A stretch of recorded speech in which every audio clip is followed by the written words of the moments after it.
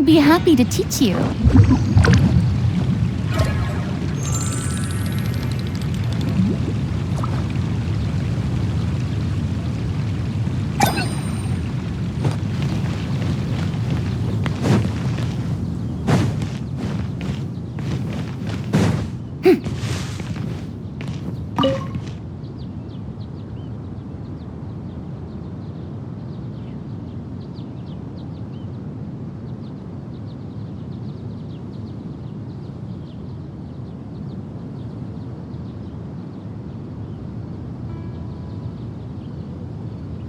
You can just focus on your plan.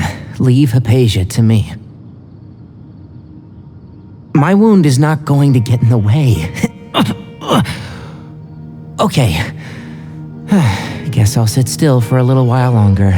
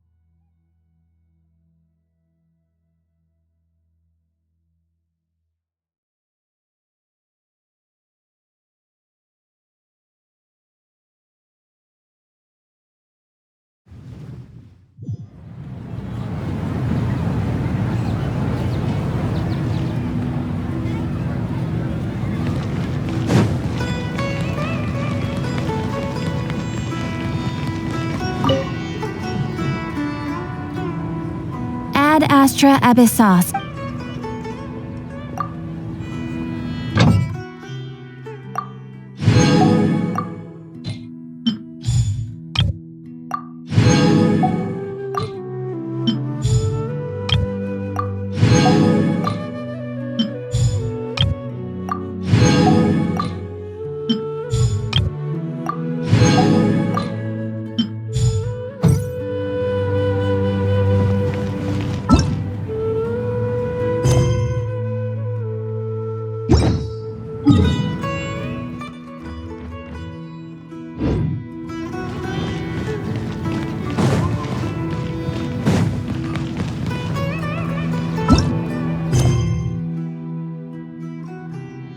Am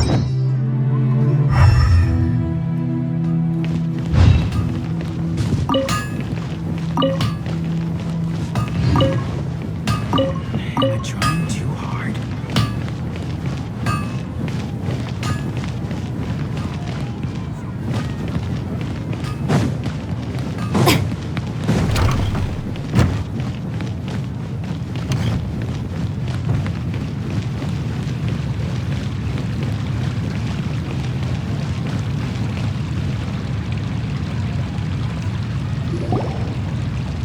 All right, everyone is here.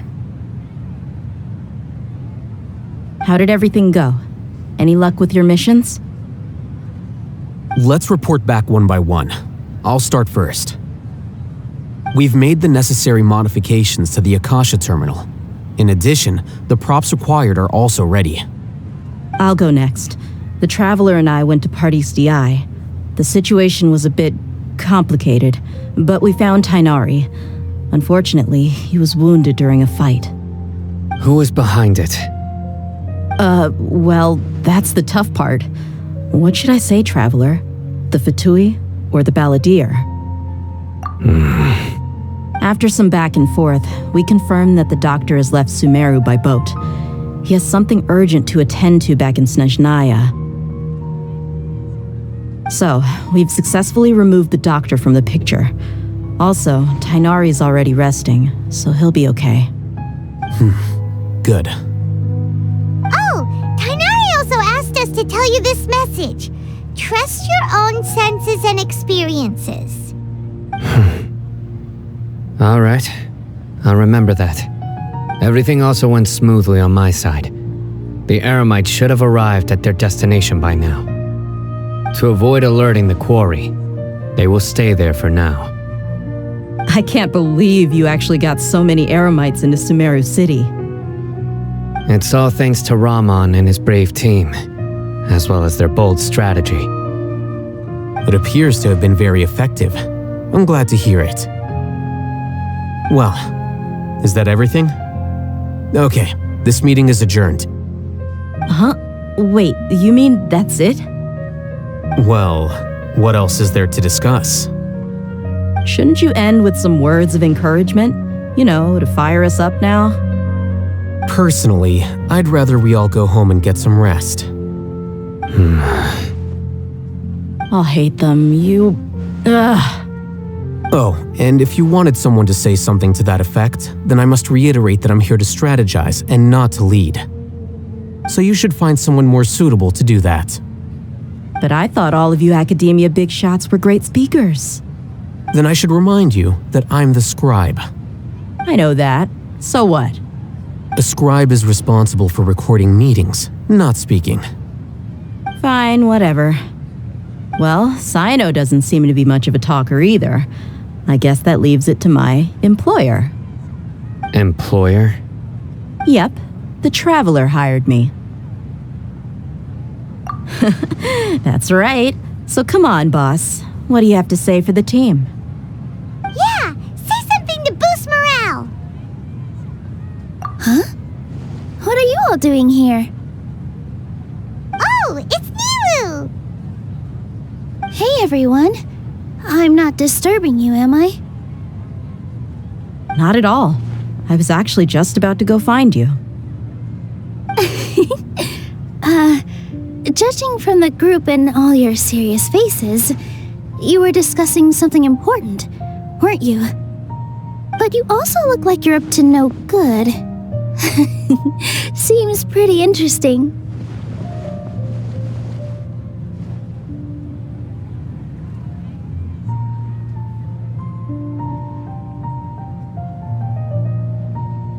Welcome, Nilu. Would you like to join us? Huh? Join you?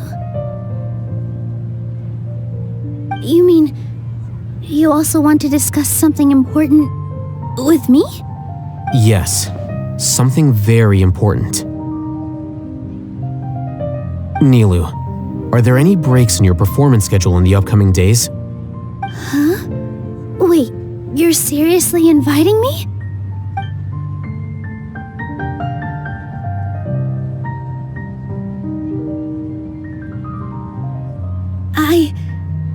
I can't believe my ears.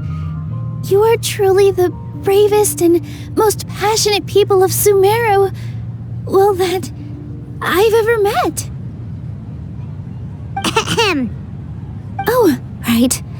The Traveler and Paimon are not from Sumeru, but you are awesome as well. That's right!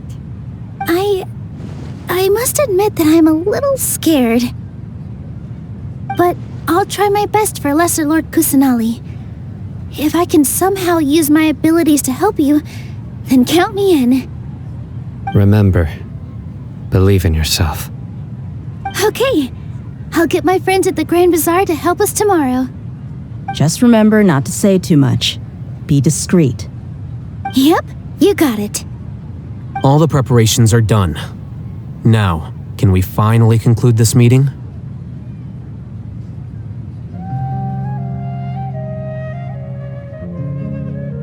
So, have you thought up what you'd like to say, boss?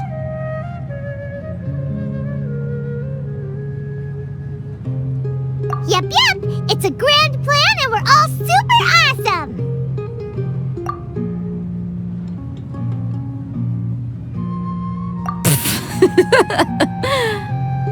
Well said. A good night's rest before an operation can be the difference between success and failure. Thankfully, I've had my place to myself recently. It's been nice and quiet. Huh? Oh, nothing. Alright, let's all go home and get a good night's sleep so we can be up early tomorrow! Okay. So I guess that means it's time to say goodnight now. Yep! Good night, everyone!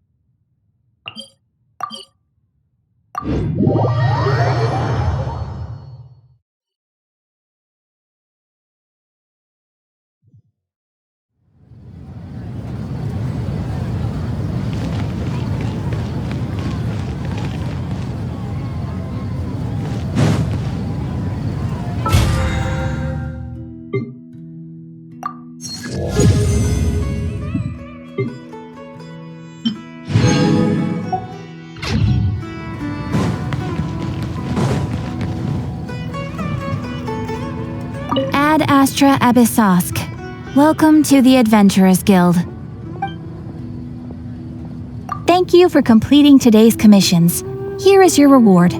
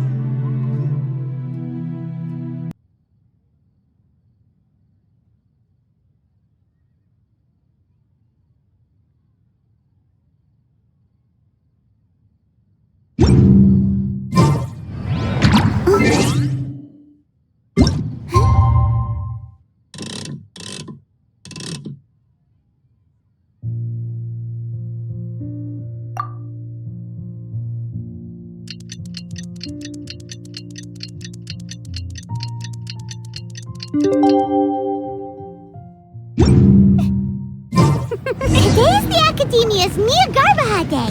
We can finally put our plan into action. Alhaitham should be waiting for us. Let's go to the Academia and find him.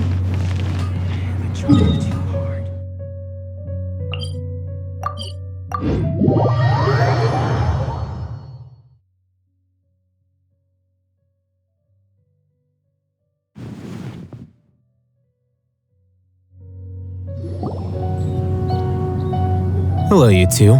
Sleep well? Not really. Paimon got too nervous thinking about today and didn't fall asleep until the sun was almost up.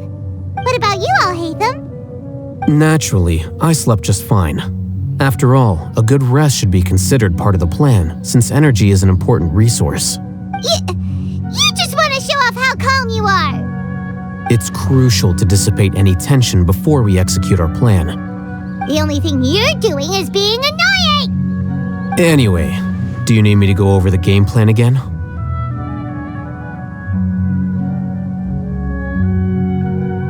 Our target is Grand Sage Azar's office. Everyone in the Academia knows that's where the Grand Sage's console is. Only they can operate it.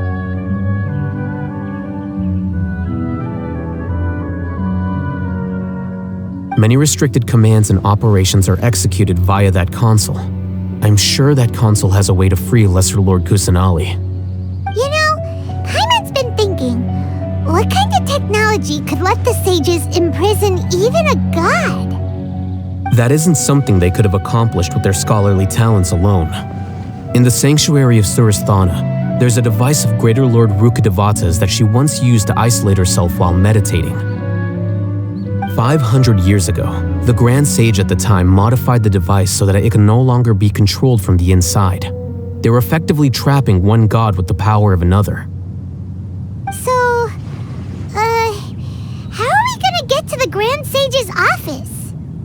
Don't forget, today is Nyagarbha Day, arguably the most important day to the Academia.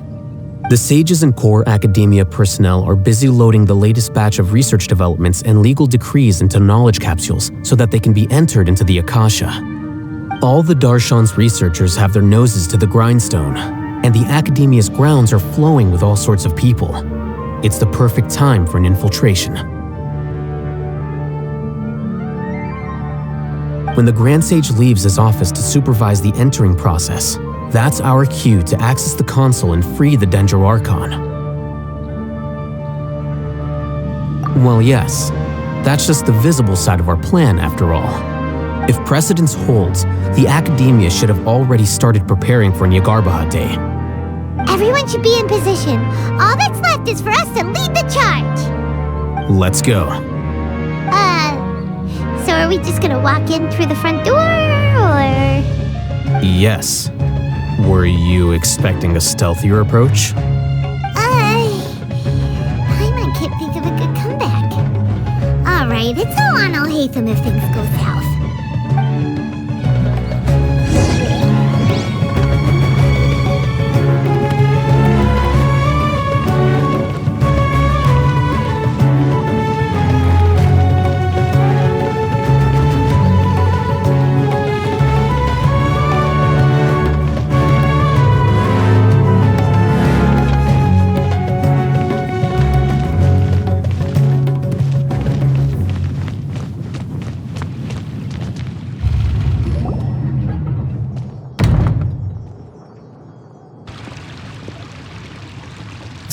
Scribe? Please, wait. Are you Scribe Alhaitham? That's me. Is something the matter? I'm in a hurry. No. I was just surprised to see you here. I had heard that the sages were looking for you not long ago, but I didn't know what for. And, also, please don't bring outside guests into the Academia. Outside guests? How did you arrive at such a conclusion? Your groundless inference shames the Haravatat Darshan. What did you say? I'm the top student in Haravatat, and I earned 3rd place at the last Inter-Darshan debate. Don't look down on me. That wasn't my intention. As your Haravatat senior, I just assumed that you possessed a greater aptitude for critical thinking. Look, based on what you already know, the purpose of my return and the reason they're here should be obvious. Is that so? Wait a moment. Let me think. Don't tell me the answer. The sages search for you. A blonde-haired traveler. Outside guests. So, from the start, the sages weren't looking for you, but this traveler? And you were gone from the Academia for so long because... Hey, shh. Yes, you've proven yourself as the top student in Haravatat. I surmise you've arrived at the correct conclusion. As I expected. Please forgive me. I wasn't thinking clearly just now. Thank you for getting me back on track. It's nothing. We'll be on our way then. All right. Thank you for your contributions to the Academia, Scribe.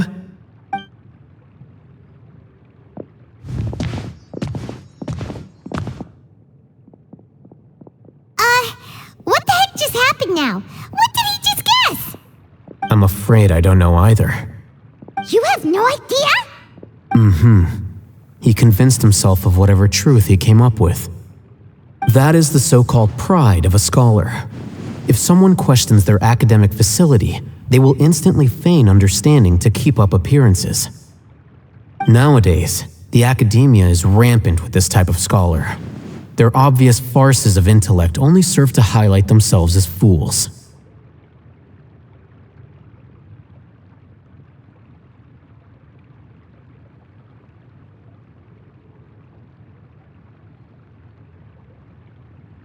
Wow, so there are special ways to deal with smart people.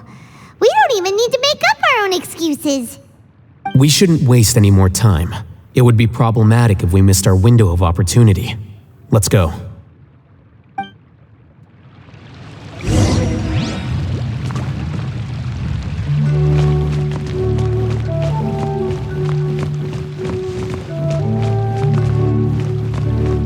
Closed-door research projects are a complete waste of money.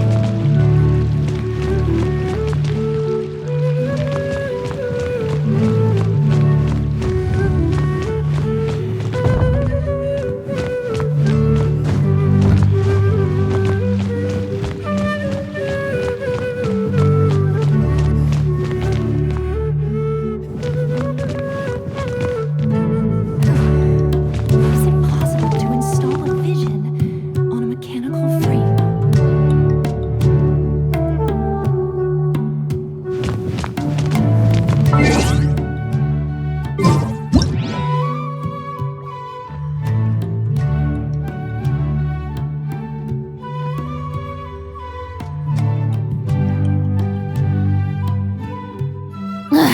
Boring! Isn't there anything else more interesting to do?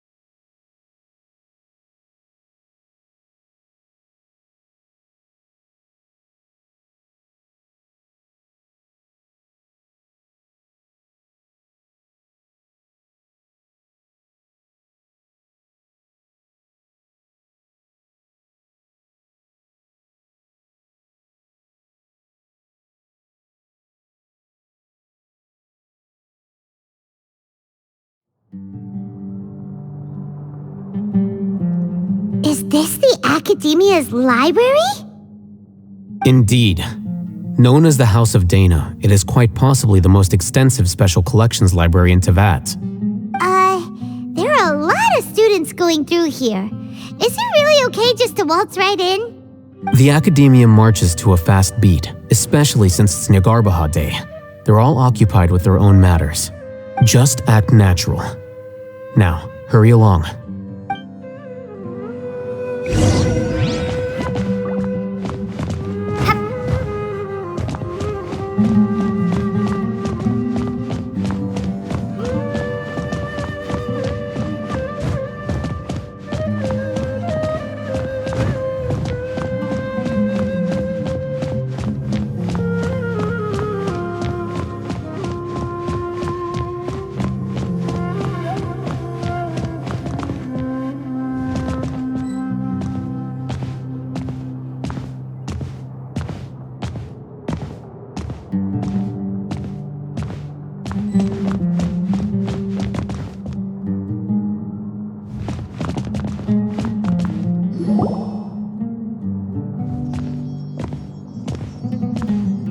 What's this platform for?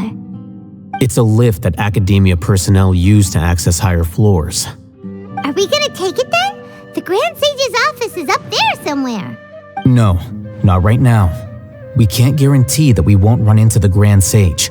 Let's step back and observe for now.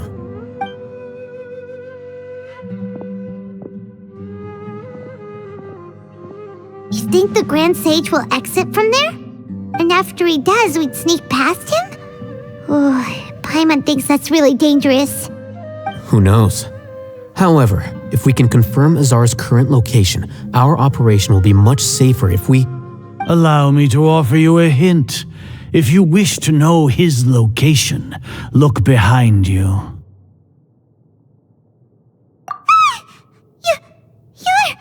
What's Grand Sage Azar doing here?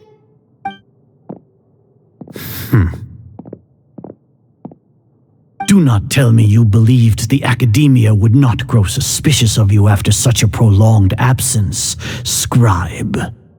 An eyewitness had informed me of your whereabouts, so I came to personally welcome you. Grand Sage, I didn't expect you to care so much about me. I'm truly flattered. I'm sure, but compared to you, I am far more interested in these two unexpected guests. You are the Traveler and Paimon, correct? It's a pity that only now have I been afforded the opportunity to formally meet two of Sumeru's most esteemed guests. I do apologize for my lack of decorum. Excellent. You immediately initiated discussion instead of attempting to prepare some perfunctory excuse. You clearly understand the situation at hand and have no intention of making a reckless stand. The foot traffic here renders this place unsuitable for discussion. Please, follow me to my office.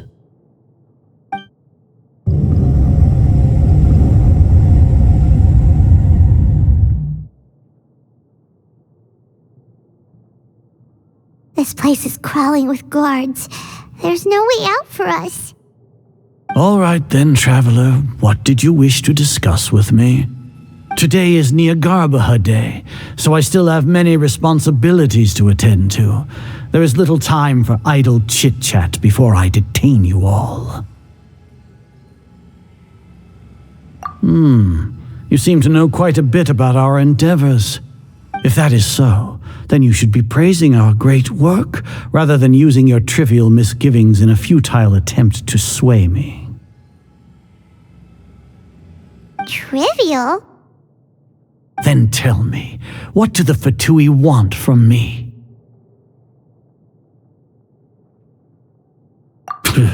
Worthless. Those are all completely worthless. Benefits, divine power.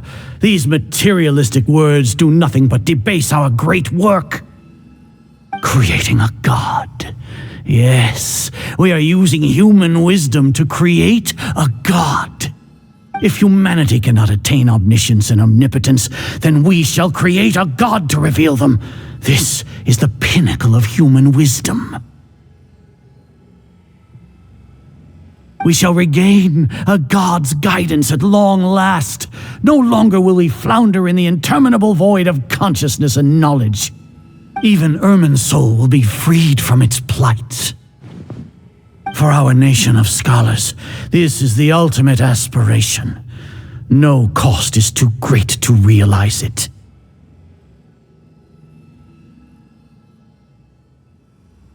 You will never understand the rapture of having a god be born within your very hands. With your degree of knowledge, you cannot even comprehend such an emotion.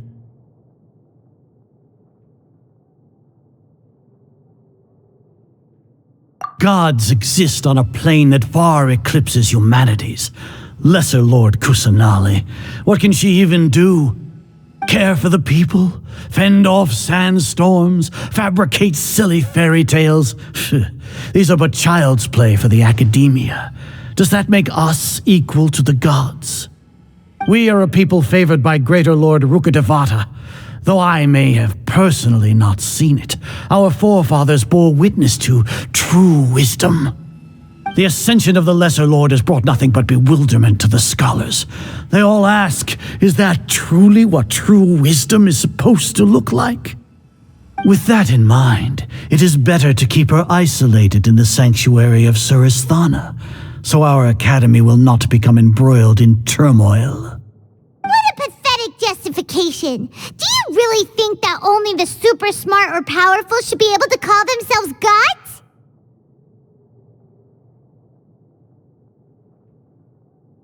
As per your judgment, Grand Sage, they are indeed dangerous individuals. Not only are they acting against the Academiya, but their ideologies have the potential to lead scholars astray. Looks like there really was merit in my assignment. Oh, Hatham? Are you talking about us?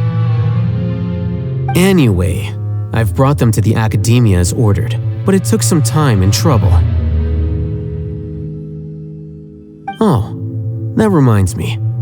Here's the investigation report you had requested. It's a summary of my time spent with the Traveler, an array of information about her ready for your perusal. Oh, Hatham! So you're still on the Academiya side! We finally started to trust you!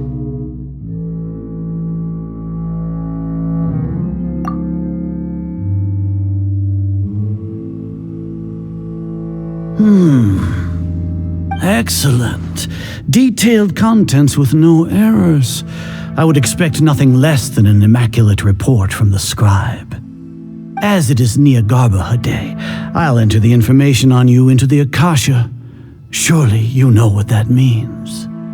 We'll be monitored, just like Sino. With the Akasha's calculation prowess, all of your actions will be predicted with an accuracy of at least 98%. Furthermore, your data will be updated in real time whenever new information presents itself. To put it into words you can understand, wherever you go, you will be walking under an invisible leash. This is Sumeru's greatest penalty for dishonest persons.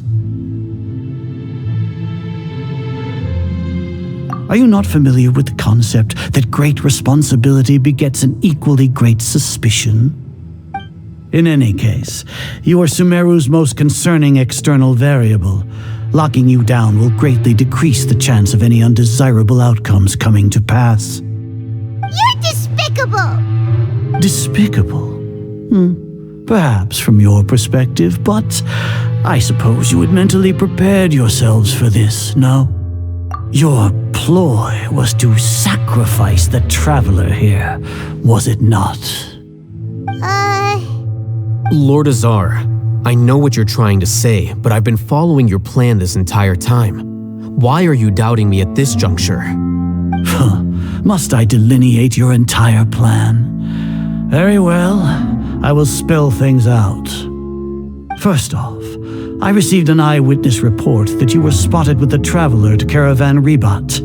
However, you immediately departed for the desert and escaped surveillance range. Judging by the time, you all likely encountered the truant General Mahamatra in the desert. Am I correct? Maybe Paimon shouldn't have mentioned Sino just now. The Academia had not received correspondence from its scribe for a prolonged time. You were also in the company of the Traveler, a close associate of Lesser Lord Kusanali and General Mahamatra Sino, who had defected from the Academia. With their instigation, what was the probability that you would betray the Academia? Rationally speaking, 50%? 70%? What do you think? Regardless, that's only a guess. The facts are that I've brought the Traveler right before you, and I gave you my report. Indeed, your boldness deserves praise. To think that despite status as an outlander, the Traveler is still willing to sacrifice for the sake of your plan. If I'm correct, you have a contingency plan to save Lesser Lord Kusanali and ruin our great work. Sneak into the Academia on Nia Garbaha Day, using Alhaitham's status as the scribe, for there is a good chance that an opportunity to save the Lesser Lord will arise.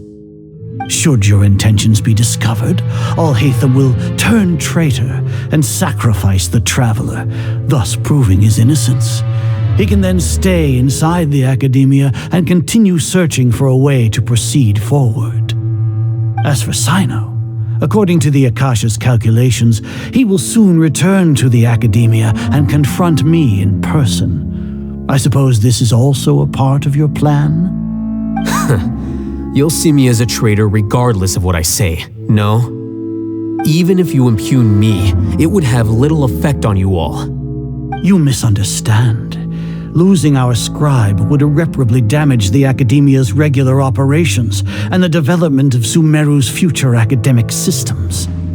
However, under the current circumstances, even that is trivial compared to what we stand to gain from our great work. You said that I betrayed the Academia, but you, Azar, you've betrayed all of Sumeru, betrayed its Archon. So flight is turned to fight at long last. Guards!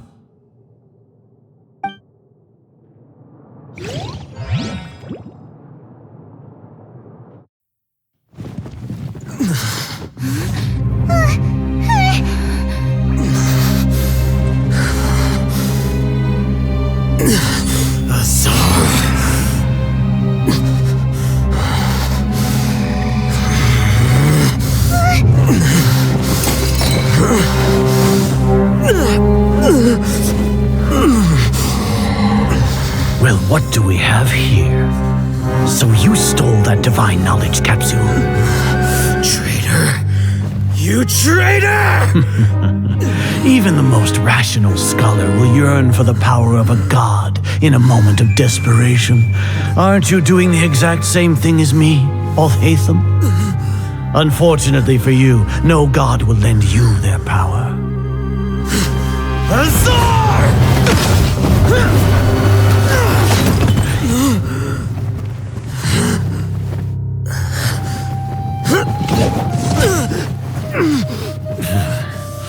He has gone completely insane.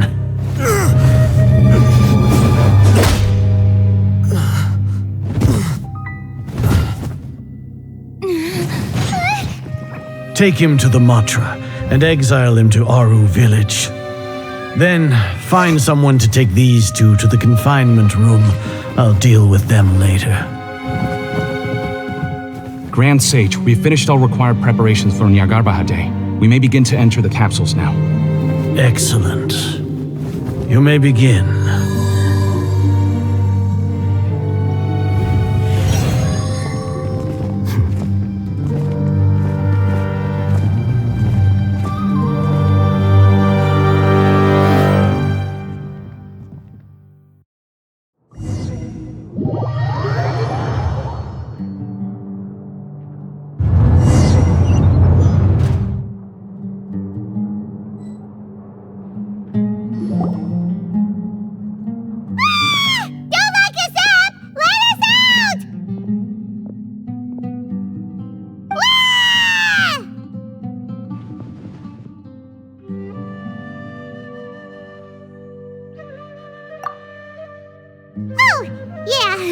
Paimon got a bit carried away there.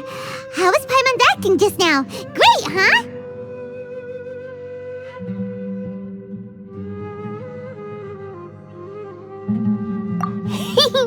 Everything's going according to plan so far.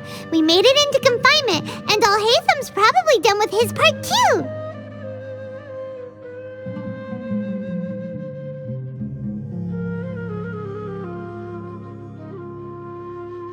We even managed to trick Grand Sage Azar! Alhaitham sure knows how to cook up a plan!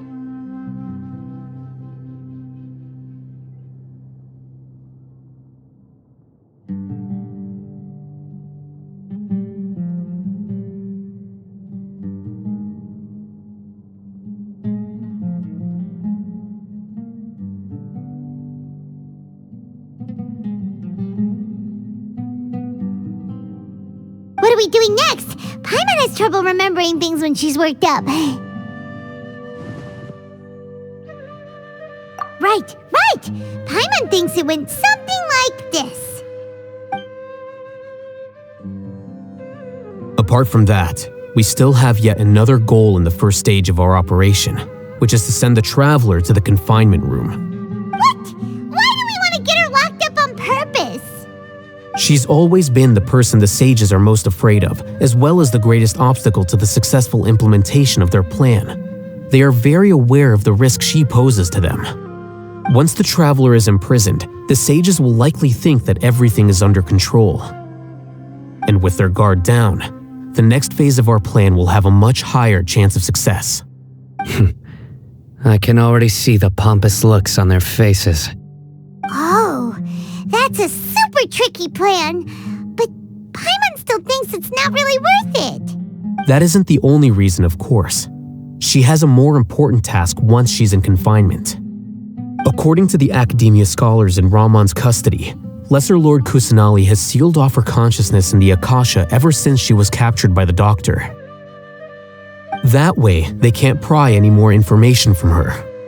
Even if we break into the sanctuary of Surasthana, it will take time to awaken Lesser Lord Kusanali's consciousness. We need to do that in advance. So our job is to wake up Nahida! Okay, totally worth getting thrown in jail for. The confinement room is inside the Academiya, close to the sanctuary of Surasthana. It's a completely enclosed space, and you won't be receiving any visitors.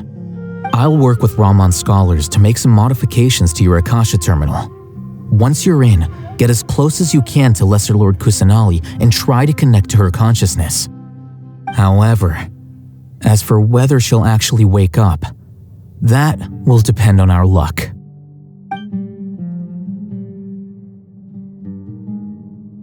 Oh, no wonder you've been wearing your Akasha terminal today. It's the one that Alhaitham modified. Paimon thought they'd take our Akasha terminals when they locked us up in here. Were they being careless?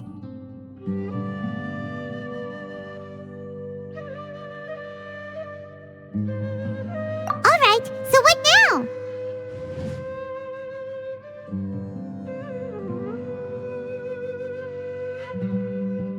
Sounds easy enough. We can finally talk with Nahida after all this time. Let's do it. There's a light flashing on your Akasha terminal. It's almost like... the faster it blinks, the better the signal!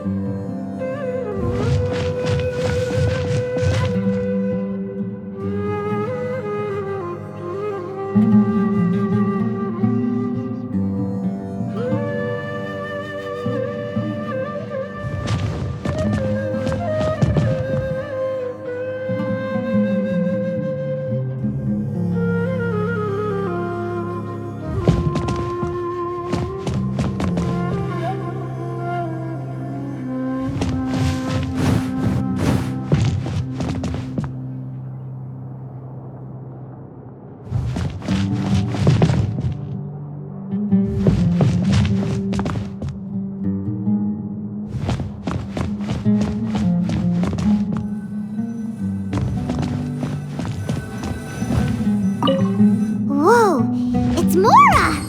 Ooh, Mora!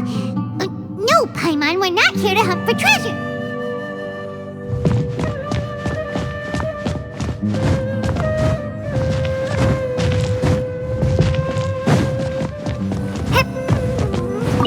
Here?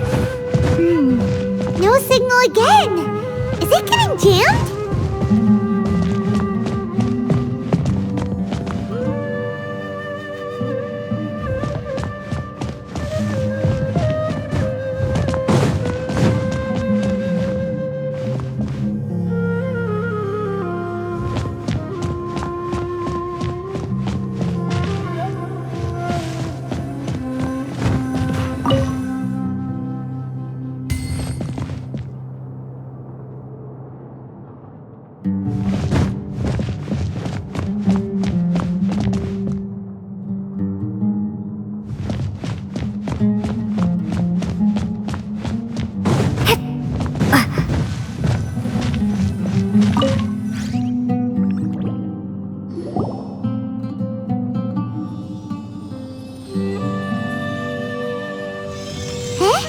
Is this the right spot? Are you getting anything?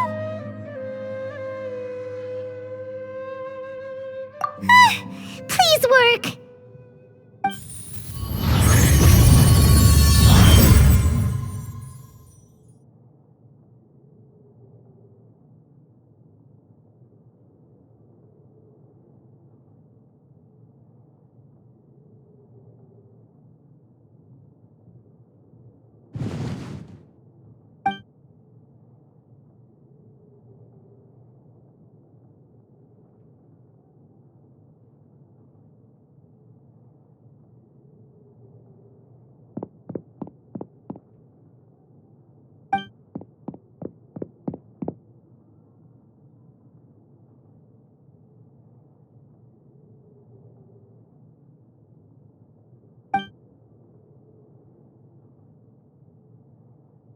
Nahida! Hey, Nahida!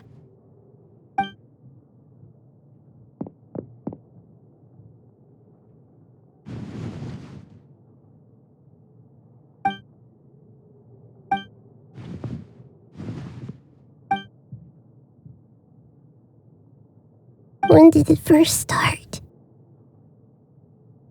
Oh, right. It started from the moment I was born. I want to become a worthy Archon. So I've kept studying. Kept listening to my people and their hearts. Kept looking for a way to save Irminsul.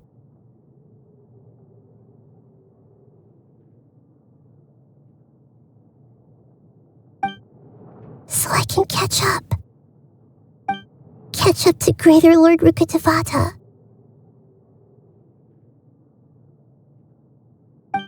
But I'm stuck in the sanctuary of Suristhana. The sages are creating a god to replace me. And I'm forced to lock my consciousness in this boundless darkness. Nahida!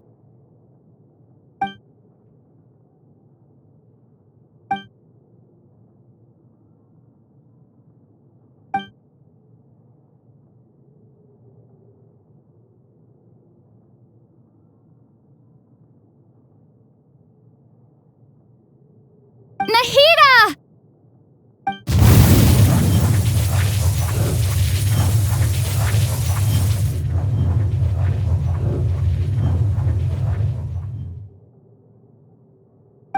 It's so quiet here. Now that I think of it, I don't think I've ever actually listened to my own inner voice. Do Archons have them? Should Archons have them? Have I been doing the right thing? Am I really not needed? How do I really feel about all of this? It's so quiet here. Since you're the god of wisdom, You've known the answers to all these questions since the very beginning, haven't you? Who are you? Whose voice is that? It sounds familiar. You're right, though.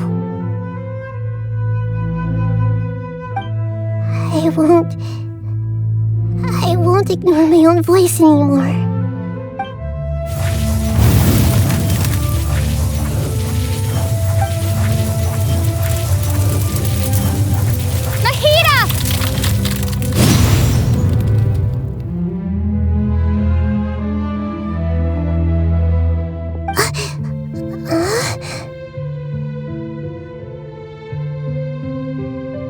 Nahida?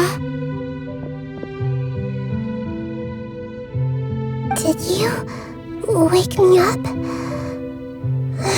Thank you. Why are you here? We're here to rescue you. Are you alright? I'm fine. It's just... when I think of everything that's happened to me, I feel really angry now. You should have been angry ages ago.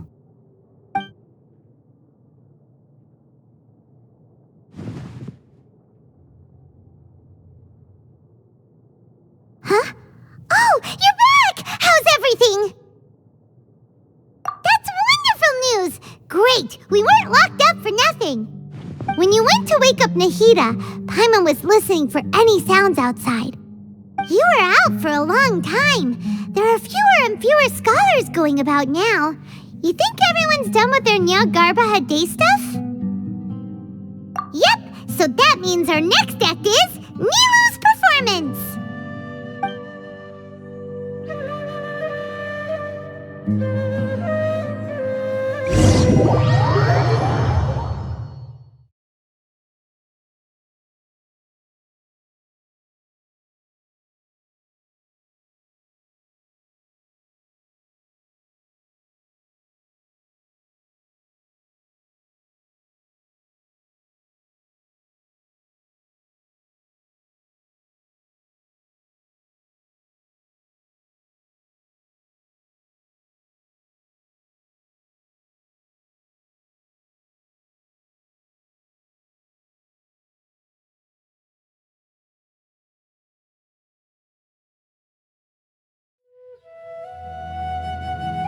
Nilu, are you sure about this?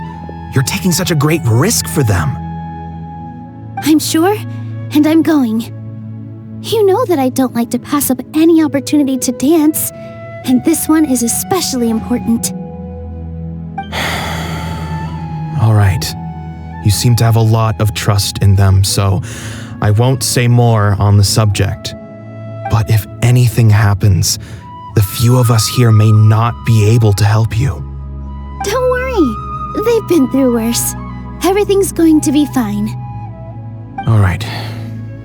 You know, if you really do get arrested, we'll do everything we can to get you back. Be careful, even if it's only for our sakes. Thanks, Mr. Zubair. You're so very kind.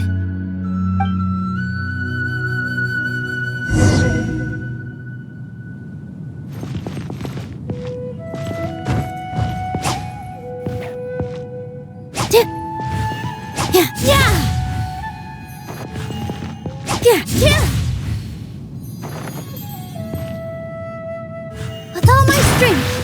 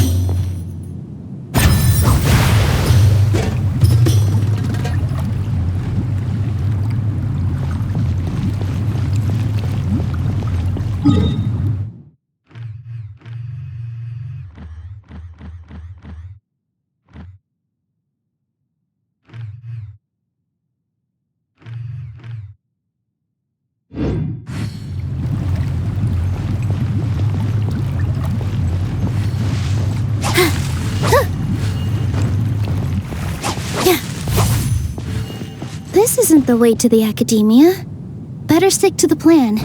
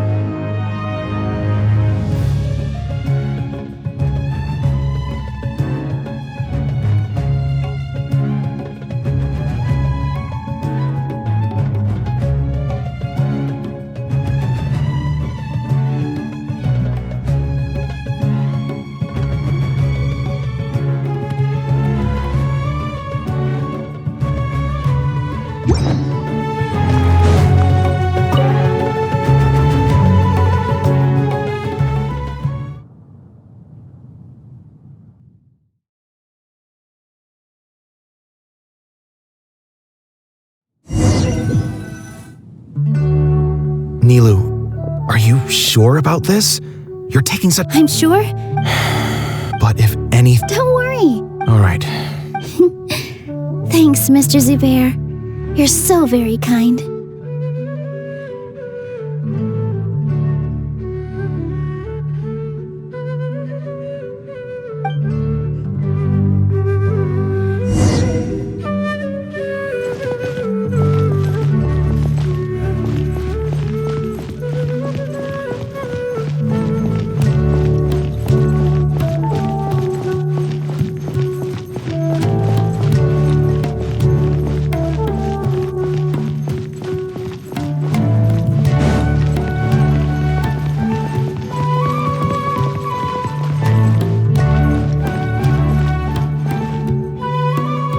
Nilu, how's it going? Nervous? Definitely more than usual. But it's because I'm worried I won't dance well enough. It's okay. Just focus on your performance. We'll take care of everything else. You sure know how to talk.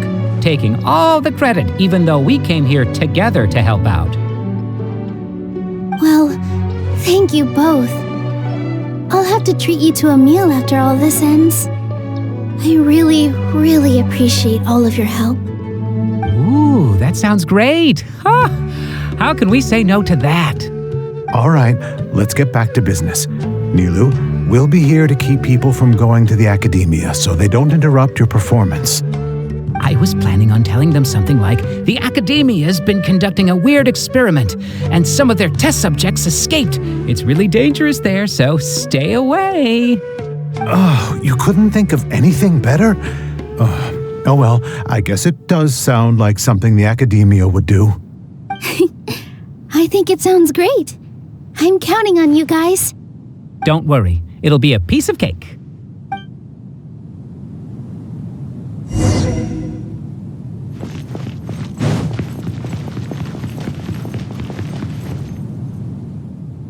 Hey, Nilu! Sorry, it's great to see you, but I'm really busy right now. Our Bait People Away with Yalda Candies plan is working beautifully. Do you want some candy? We have more than we can give out. Vihar, thank you so much for doing all of this. And even dressed up as the Knight of Flowers, no less. I'll pass on the candy, though. I cut back on sweets in the period leading up to a performance, and I'm about to start one. You have a point. The stage is cleared and everything's ready, so you can start your performance at any time. Yeah, thanks to you. I'm really grateful. All right, time to hit the stage. You're welcome. The honor's all mine, since I'll have such a great view of the show.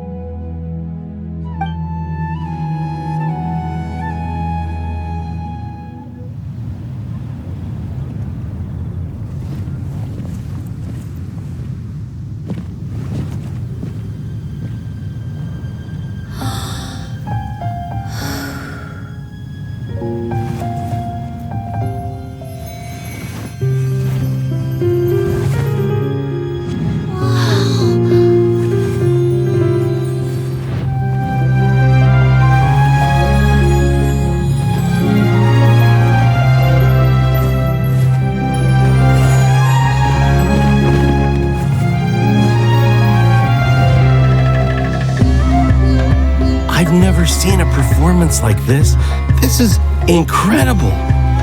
Yeah, but I heard that public performances like these have been banned. I can't believe she's doing this here.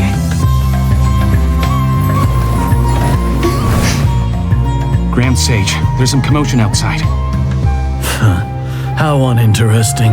Issue the new Prohibition Act from the Akasha to the guards. They'll know what to do. Do you think we should, stop her? Let's just watch for a little bit longer.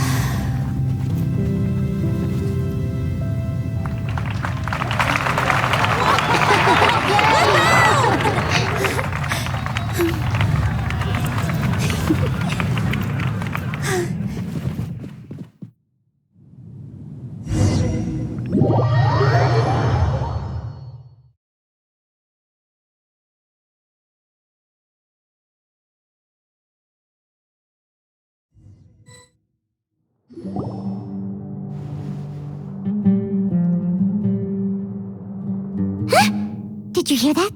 It sounds like a lot of guards just ran by. Does this mean the plan has moved on to the next stage?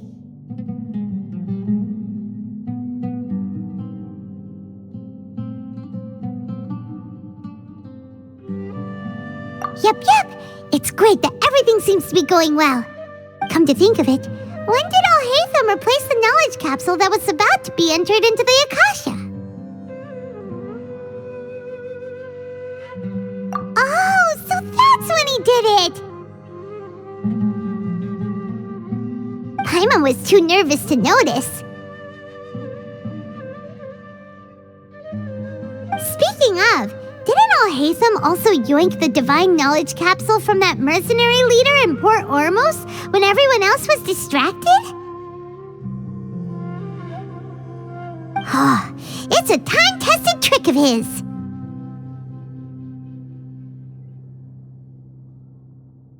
Why are we complimenting him? Yeah, he's smart and all, but he still makes Paimon's blood boil. Let's review our plan for this stage again. It's not like we have anything else to do right now anyway, and it'll help us feel more confident. Paimon remembers that Nilou's task was supposed to go a bit like this. Now that Lesser Lord Kusanali's consciousness has been forcefully sealed, the core figures of the Academia and their guards have started to wear their Akasha terminals again. With the doctor's technological support, they think they have nothing to fear. How despicable of them to rely on such a person. But this is also our chance. I was originally asked to draft the knowledge capsule for the Artistic Performances Prohibition Act when I was still at the Academia. It should be on the Grand Sage's desk right now, and will be entered into the Akasha during the next Nyagarbha Day. Are they really going to stop all artistic performances? That's horrible! I'll make an identical knowledge capsule, but this time I'll smuggle some misleading information into it. We only need to find an opportunity to switch the capsules. Once it's been entered into the Akasha on Yagarbaha Day, if someone were to be seen performing in public, the sages would definitely use that opportunity to announce the ban, and so the misleading information will be disseminated amongst the guards. Sure sounds complicated, but it seems like if everything goes well, we'll be able to get rid of all the guards in the Academia without any effort. That's pretty clever, getting right into their heads. I just have one question. Even if we manage to get the misleading info out to the guards, how can we be sure that they'll believe it? People who are used to relying on the Akasha become less inquisitive, and their ability to distinguish truth from misinformation is significantly reduced. They will view everything the Akasha releases to them as the unequivocal truth. The Akasha will turn humans into machines. I've seen it happen many times. Yikes. Good thing I didn't wear it for long when I was working in Sumeru City. At first, I thought it was a good thing too. By the way, this plan still requires a performer, right? Do you have someone in mind? Nilu of Zubair Theater. I know her really well. We can trust her. I'm kinda hesitant to ask her to participate in a dangerous plan like this, but we can ask her in person. All right. After the guards in the Academia are gone, then it'll be time for me and my stowaway brothers to shine.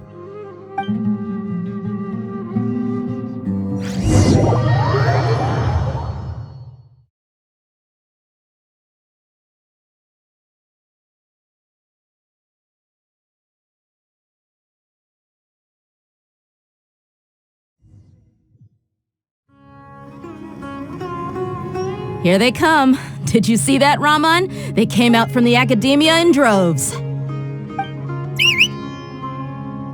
After laying low in the city for so long, this is the moment we've been waiting for. My brothers have already sprung into action. We couldn't do anything to them inside their coop, but outside the Academia, this is our hunting ground. With a lioness like you, the prey sure won't be able to run far. We still need to eliminate the guards as soon as possible. If we give the sages enough time to realize what's happening, the plan's doomed. All they've done is to sit on their cushy salaries and twiddle their thumbs all day while we fought and struggled every day in the desert. The only advantage they might have is their numbers. Speaking of which, most of the guards who report directly to the 6 sages belong to the core of 30, but they have a completely different reputation. Following those blasted sages every whim, throwing away all the principles of being a mercenary. As someone in the same profession, I'm obligated to teach them a good lesson today. Indeed, the trap has been set. All we need to do is lead them there. All right, let's each take a road and herd those scattered guards back into one place. Make sure to attract their attention. Isak will be the key. You gave such an important task to that child. Will he be okay? It'll be fine. Isak was so determined to help, so let's put our faith in him. Besides, even if he's caught, the guards would be too scared to do anything to him. They've never seen Lesser Lord Kusanali in person, after all. You've got a point. Anyway, I think I see them coming. Let's head out. Good luck.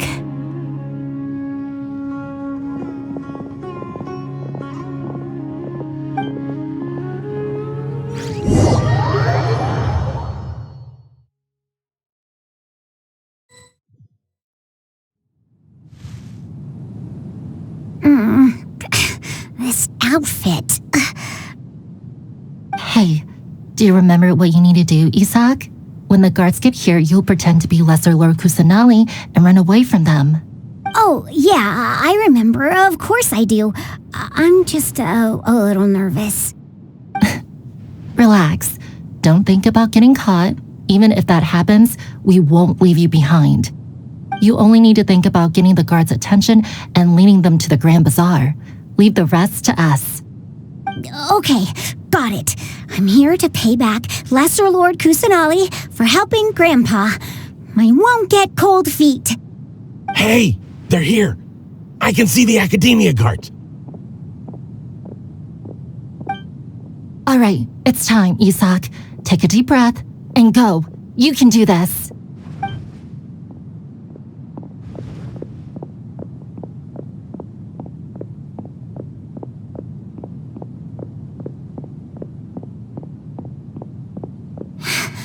Why is there a guard over there? Did he already run ahead of me? This is different from our plan. But there's no time. I need to make a choice. Huh? Did I just see something dart by? I'd better go have a look. Were my eyes playing tricks on me?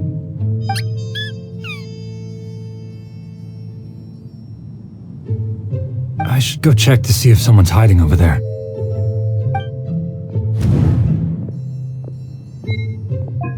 There seems to be nothing here. Just a... Good thing they didn't find me. I was close. I'd better hurry and keep going.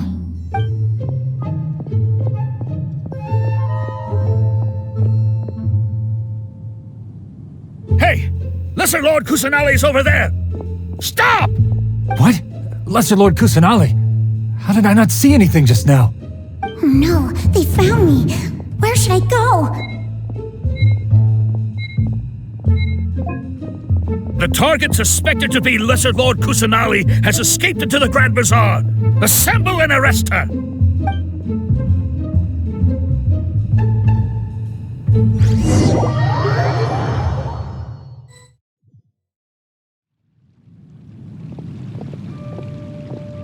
Where did she go? How did she disappear? Did we lose her? Hurry up and find her! Hey, why is your team here? Didn't we say to split up our search? Hurry! Hurry! This place is... Why are you all here? Yeah, isn't it one heck of a coincidence? Everybody's here. What on earth is going on? I suppose that's all of you? Who are you? Did you set us up? What are you planning? Phew, that was rough. I almost got caught. Little brat! So you're not actually Lesser Lord Kusanali. Who exactly are you all? Eremites from the desert?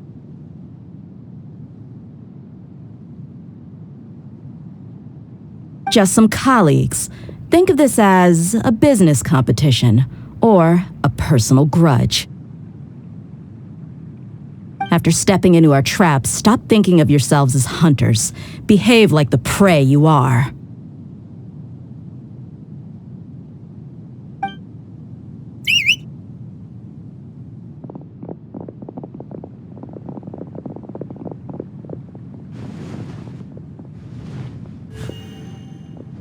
An ambush?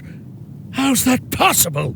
This is Sumeru City, but mercenaries from the desert somehow ambushed us! You've spent all your time hiding away in the Academiya. This place has long since become our hunting ground. Brace yourselves!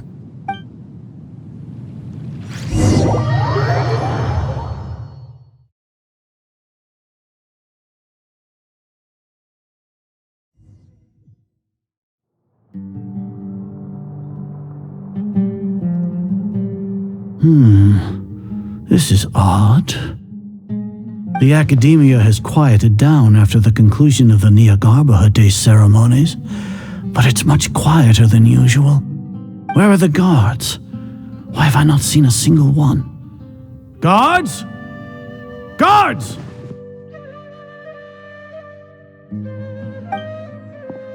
Grand Sage, how may I be of assistance? I called for the guards. Why did you come? My apologies, Grand Sage. Right now, all Academiya guards have entered the city to perform the ordered arrest. I thought you knew. Arrest? Who is there to arrest? I have an ominous feeling. Arrest Lesser Lord Kusanali, right? Is that not what the order was? Lesser Lord Kusanali? You mean she has disappeared? Yes. I wouldn't dare make up something like that.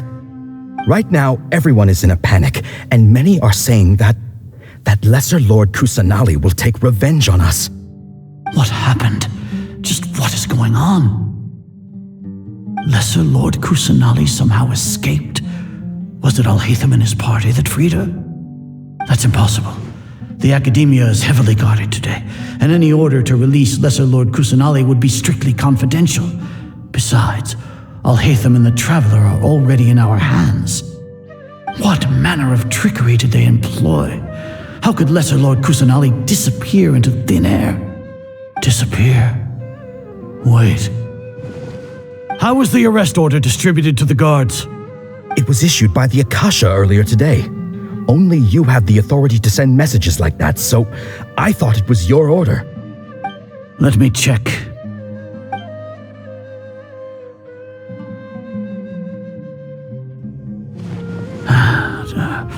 Here. Lesser Lord Kusanali has escaped from the sanctuary of Surasthana. Go to the city and arrest the escapee immediately. The Akasha indeed contains this information, and it clearly appeared in my mind. How did they bypass my permissions to issue this kind of message? Was it the report about the Traveler that Alhaitham submitted? No. I specifically checked that knowledge capsule before entering it into the Akasha. Could that have been a red herring? Well, even if I figure it out now, it won't make any difference. The important thing now is to confirm Lesser Lord Kusanali's status.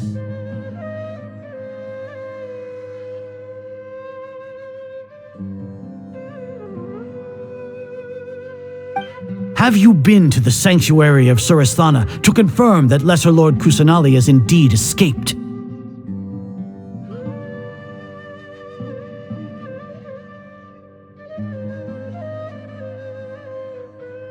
Confirm? No, I haven't.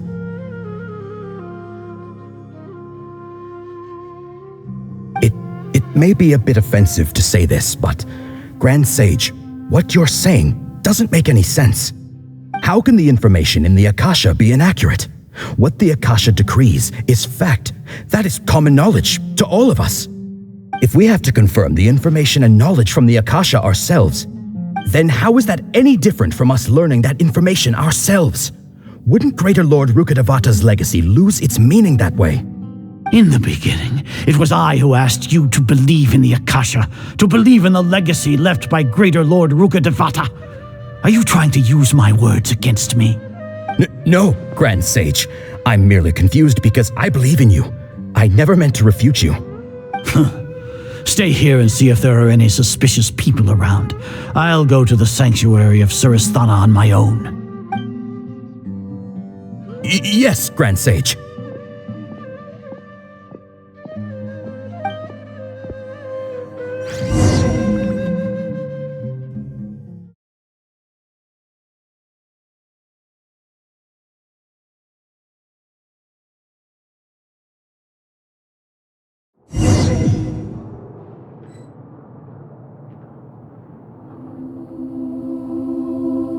Lesser Lord Kusanali has escaped from the sanctuary of Surasthana. Go to the city and arrest the escapee immediately.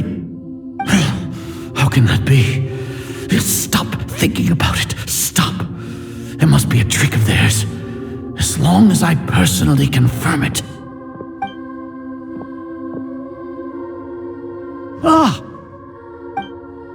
Impossible. That's impossible.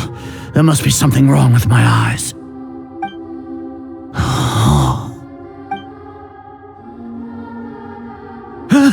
She really appeared again? What is the meaning of this?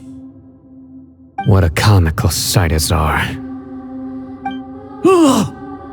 Once the Akasha has put certain thoughts into your head, even the Grand Sage can no longer see what's right in front of him. You all can only see the world in your mind, the one you think you know. And precisely because of this, you disregarded Lesser Lord Kusanali's existence.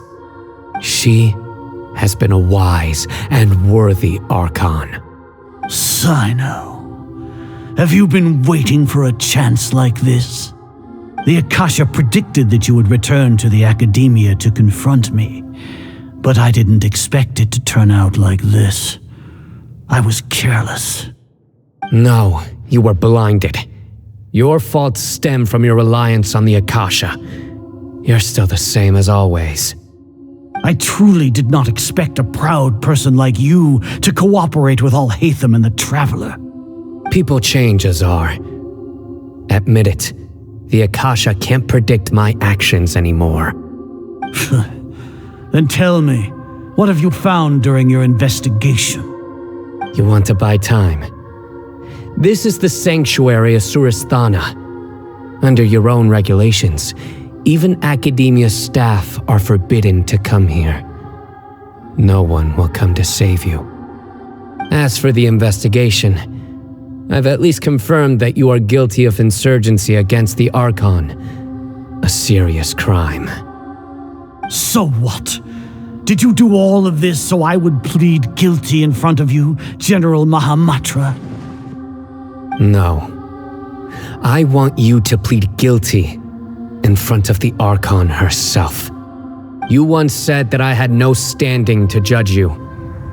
So now, how about judgment in the name of a god?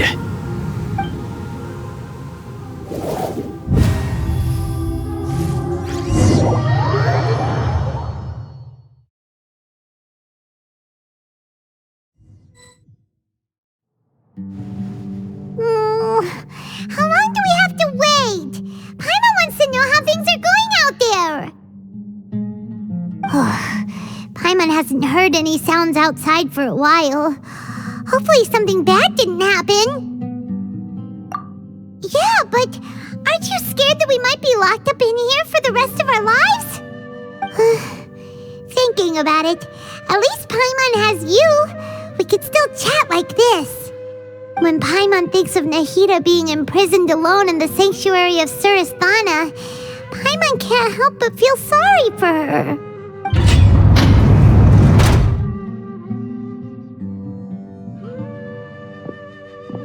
Here comes your savior. Dia! Paimon just knew you would come to rescue us! You two really owe me some big thanks. I had to search through who knows how many guards to find the key here. It felt even more tiring than whacking them. I'm exhausted. Thanks a lot. Need Paimon to rub your shoulders? No, that's, I'll pass. What are you afraid of? Oh, are you ticklish? Now isn't the time to talk about being ticklish. Things in the city and on Sino's side are both going well. The guards that stormed out of the Academia are all taken care of. The Corps of 30 is in charge of the city's defenses, but we already talked to Asfand. They've been fed up with the sages bossing them around. As long as it doesn't break their employment contracts, they'll turn a blind eye. That's probably because you've been super great friends with them for a long time. So, how's Sino doing? The Grand Sage is in his custody. Even I know how terrible it is to fall into Sino's hands, so he probably does too. Sino forced him to release Lesser Lord Kusanali. He has no choice but to obey. So, hurry to the sanctuary of Suristhana. Assuming nothing weird happened, we should have already rescued our Archon. Honestly, I didn't expect our ragtag bunch to do this well. We just came together last minute to save the Archon, you know? All right, you two better go. I still have to clean up some messes in the city. See you around.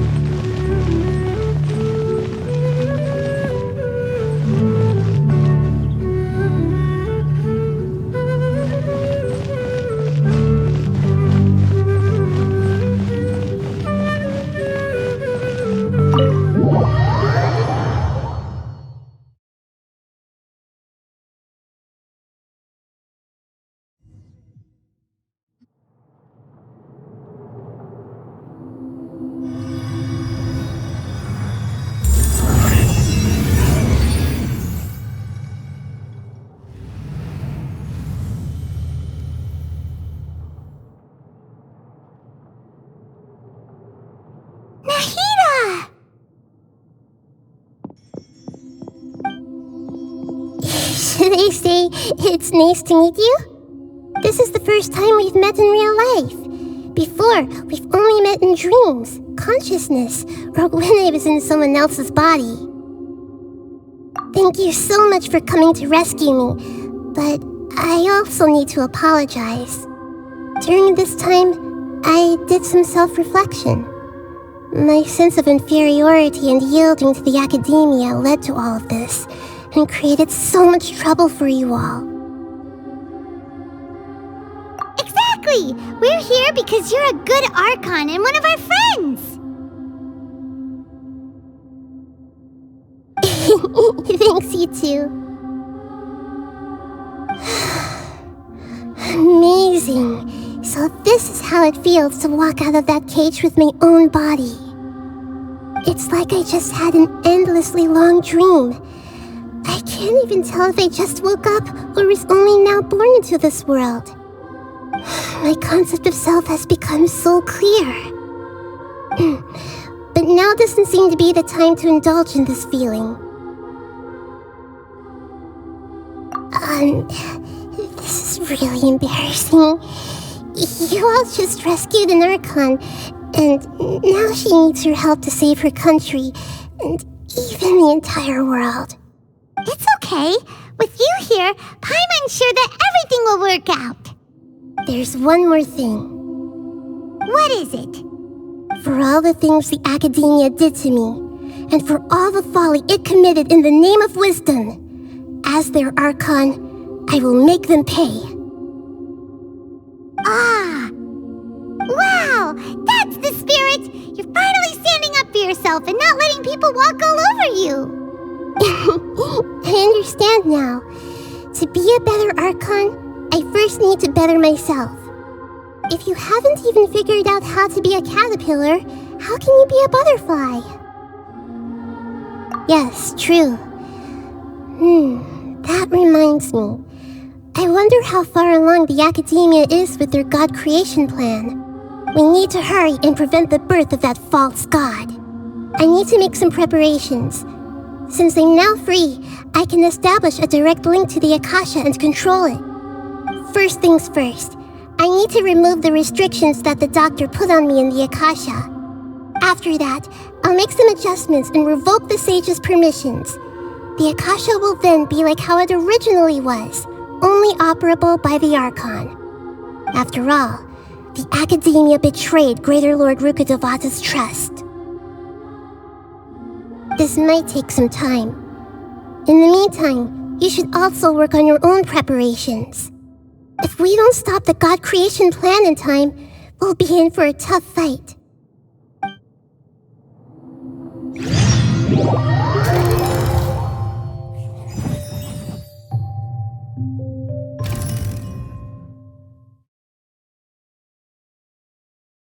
You might as well prepare for a fight. When we're done, we can take a walk around. After all, we missed out on a lot of stuff when we were locked up.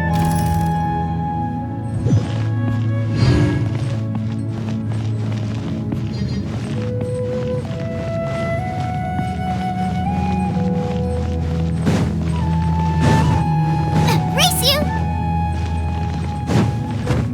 Out of the frying pan, into the fire!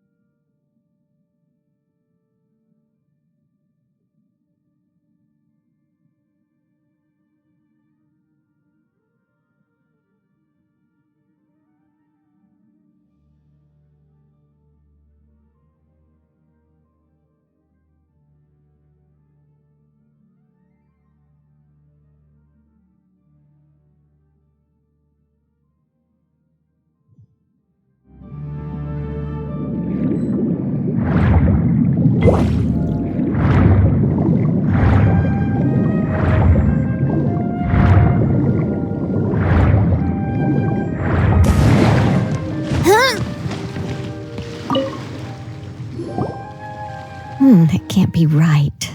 Oh, but what if they're real after all? No, that can't be.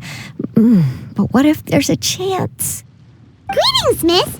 Is there something that's bothering you? Oh, no, it's nothing. I'm Della Roche, the representative of the Fontaine Fishing Association. How can I help you? Oh, so you're adventurers. Oh, finally, someone has heard my prayers. Paimon could tell you were really bothered by something. Don't worry, you've got 2 super experienced adventurers right here. We'll take care of anything and everything for you as long as you pay us a little bit of mora. Oh, you are exactly the helpers I need. See, the problem is that the fish around a fishing spot at Arrhenius have just all up and vanished recently. They disappeared too quickly for it to have been the work of human anglers.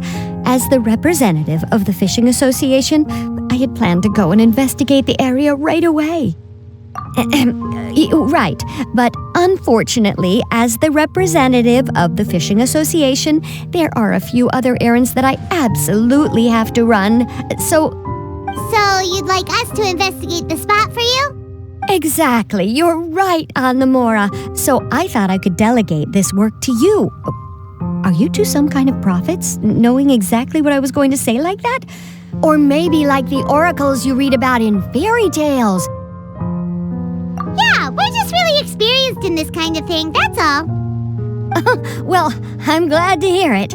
I'll get a good night's sleep knowing the two of you are on the case. But don't we just need to investigate the missing fish? It really doesn't sound too difficult. No, you mustn't let your guard down. As the representative of the Fishing Association, I have good reason to believe that the fish have gone missing due to an encounter with the water imps. Yes, you're both Outlanders, right? Our local fairy tales often speak of a terrifying underwater creature called Thelxie. The story our parents would tell us was always the same. If we went to the water alone, then we'd be snatched away and eaten by a water imp called Thelxie. A child eating water imp? Did they tell you what it looked like? My father would always describe it as a beautiful, multicolored snake woman, while my mother said it had a handsome face. It's really strange, though, because you'd also hear other people describe it as just a chubby penguin with a deceptive appearance. Even though the tales vary regarding its appearance, everyone agrees that it's really dangerous. It lives in an underwater cave surrounded by pallid bones and uses its sensitive nose to track down lonely children who've lost their way. And once it finds a child, it uses its alluring singing voice to lure them into the water before swallowing them all. Pretty terrifying, isn't it? Sounds kinda scary. But isn't that pretty normal for a fairy tale? After all, those kinds of stories are usually made up to help keep children away from danger. But what if the fairy tale was inspired by a real-life tale, just like how a water vein always has a source? Well, I wouldn't call it evidence per se, but I've heard some rumors lately. They say that someone recently saw a child walk into the water as if he was possessed by something. Doesn't that sound just like he was responding to the call of a water imp? So you mean someone really got eaten by a water imp? It's all hearsay, so it's hard to confirm. But still, they all say this happened on Araneus. That's no laughing matter if you ask me. Both the Opera House and the Fountain of Lucine were built there, and the sources of many water veins can be traced to the island as well. Combine that with the mysterious mist, the huge tree with expansive underground roots, and the rumor that the fish sheps on the island can understand human language. Is it really so shocking that an island so shrouded in mystery could harbor a terrifying water imp as well? Why does Paimon feel like you're pulling our leg? You're just piling on the rumors now. Still, if someone's really been hurt, then we can't just ignore the situation, right, Traveler? Oh, marvelous. Then I'll just mark the stretch of water on your map. Don't forget that no matter what, safety always comes first.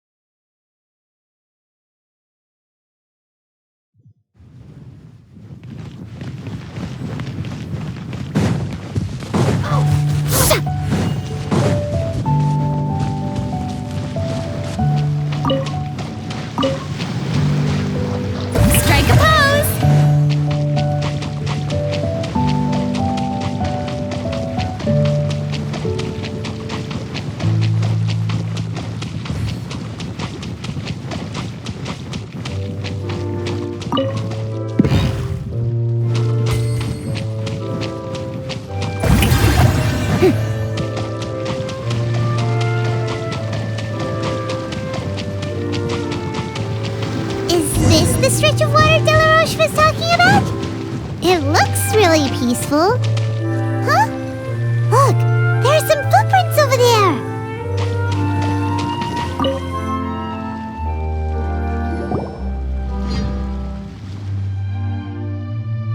These look pretty fresh. Did the water imp get someone again? Let's look around and see if we can find anything else.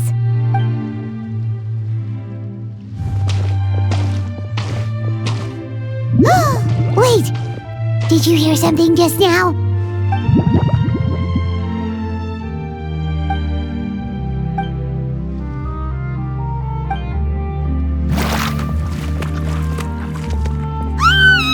What is that? Don't come any closer! Paimon? Traveler? I'm sorry. I forgot I was still wearing this.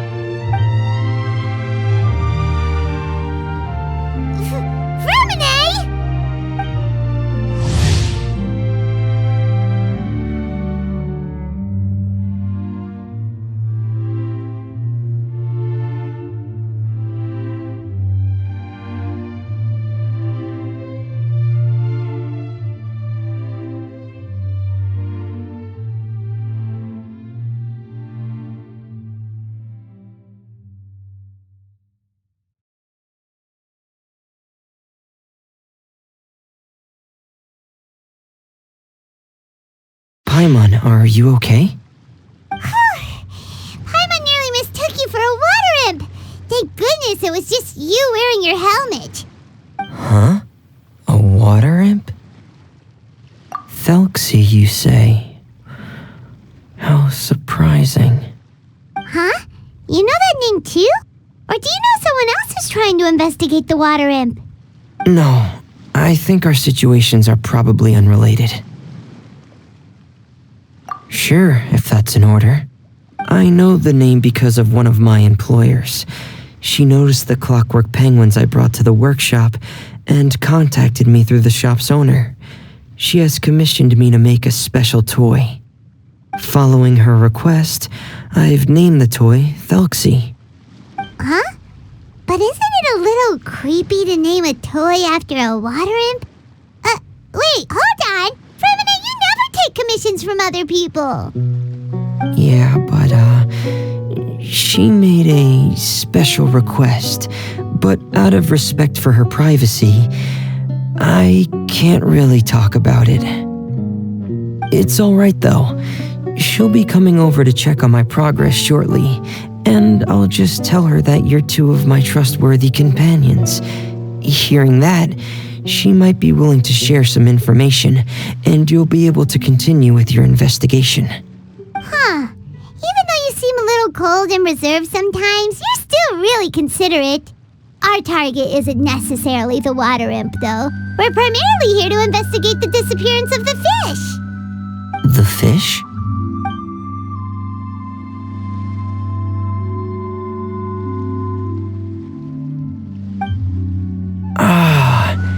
I think I may have connected the dots. These past few weeks, I've been taking Thelxie for underwater testing every day. The pressure testing makes a lot of noise. So, all that about the disappearing fish? Well, it was probably because of me. So that's all it was? That actually makes a lot of sense. Wait, so could that mean the child we heard about who walked into the water was also... Yes, I think that's quite likely as well. Whew. So in the end, it was just Fremine. Paimon spent all this time imagining what a water imp from the fairy tales might look like, and it all turns out to be just a hoax. I'm sorry. It sounds like I've created a lot of trouble for everyone else as well. I'll try to finish this commission as soon as possible. Once I'm done, the fish should come back.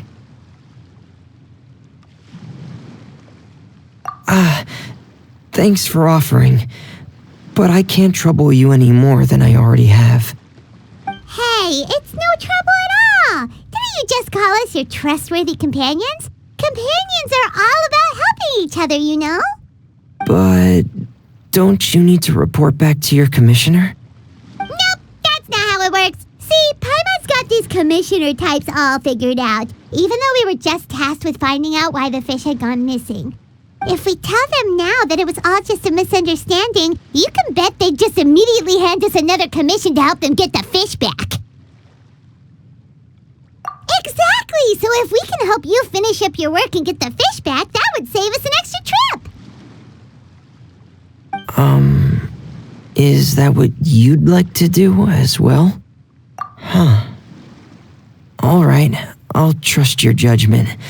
Please follow me. I've made a makeshift camp over there.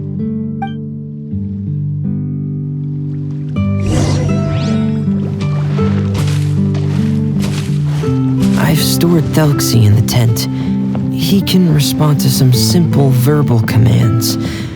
You can try calling his name and see if he'll come over. Whoa, sounds pretty advanced. Let Paimon give it a try. Hey, Thelxie! Are you there?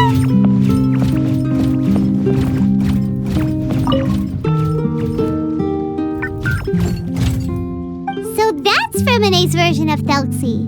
It's also penguin-shaped, just like Pear. Yep. Had Thelxie lived in Penguin Town, he'd probably have become great friends with Pear.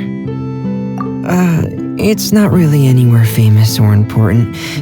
Don't worry about it. Hey, Thelxie! Nice to meet you! Do you know how to say hello?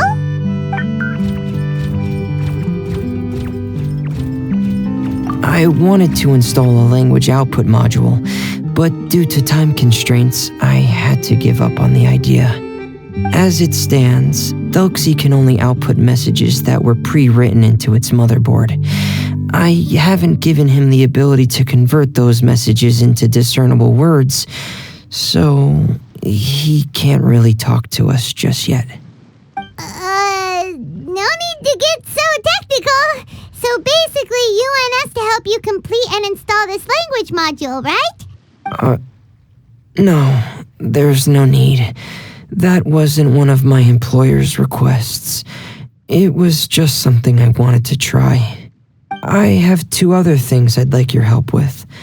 The first is to do some integration testing on Thelxie's motherboard, to make sure he will be able to function properly in most situations. That doesn't sound too hard. And what's the other thing? The other shouldn't take too long either. You'll need to find Thelxie some colorful shells and coral, so I can craft a weapon for him. A weapon? Will Thelxie have to fight? Mm-hmm. Thelxie will need to be able to charge forward with a weapon in hand, like that brave prince of legend. It's a part of my employer's request. What an imaginative employer! Naming Thelxie after a water imp, but wanting him to look like a prince? Well, regardless of his role or species, Thelxie's purpose is the same. Just like Pear, he has come to this world to serve as somebody's companion. Whoa, Thelxie just said something again! Could he understand what we were just talking about? He can react to certain key words, but unfortunately, due to the lack of a translation module, he still can't quite communicate with us. That's a pity. But anyway, the most important thing right now is for us to get to work. Maybe let's start by doing some testing on the motherboard. That sounds like something we can do here in the camp. Sounds good. The motherboard is on my workbench, so please follow me.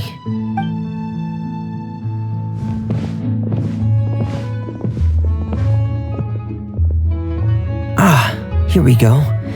I have this testing manual, so feel free to reference it if you get stuck. Want to give it a try? It's okay if you don't succeed immediately. I've got a lot of backup boards just in case. Okay, knowing you, I'm sure you'll be able to figure it out.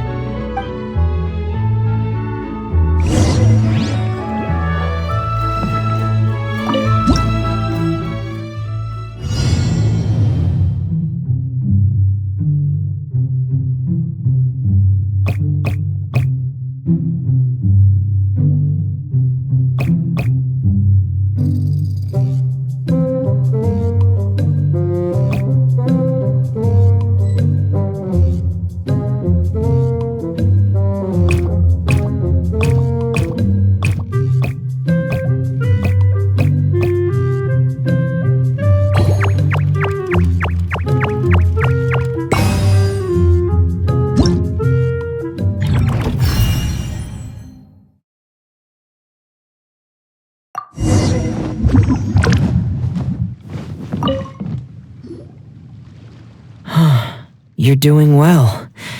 Just as I expected. We've taken on a lot of similar tasks before, you know. Then let's move on to the underwater part. It's just as I mentioned earlier. We're after colorful shells and coral. Oh, speaking of which, you're both already pretty used to Fontaine's underwater environment, right? Okay, that's good. Just let me know if you ever feel uncomfortable. I'll make sure to stay right by your side.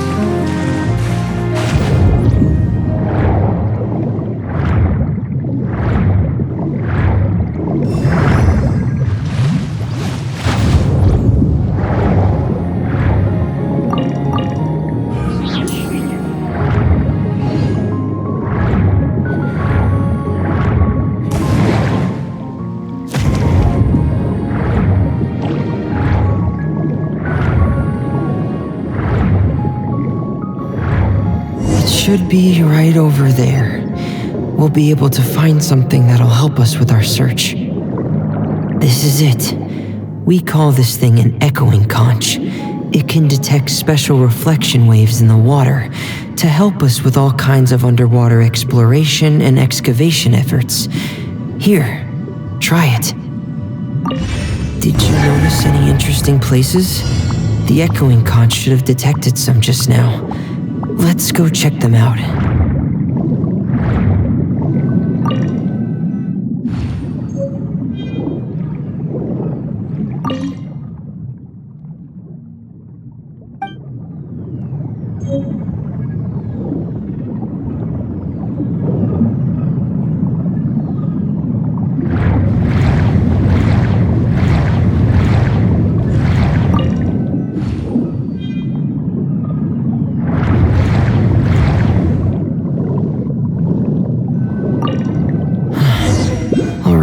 These should be enough. Let's head back to camp.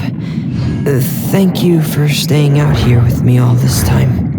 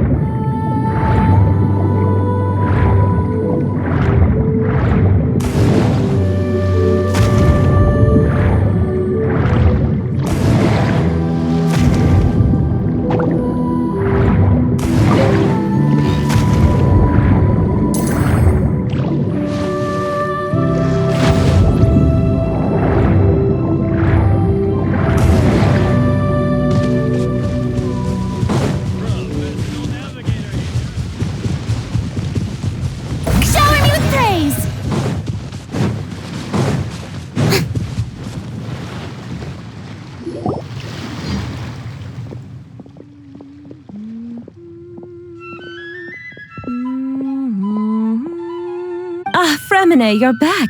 I thought you might have been out diving. I'm sorry, Madame d'Estrée.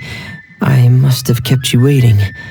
I can report, though, that the construction of Thelxie is going quite smoothly. There's no rush. I'm your employer, not your supervisor. And these two are... They're two of my trustworthy companions.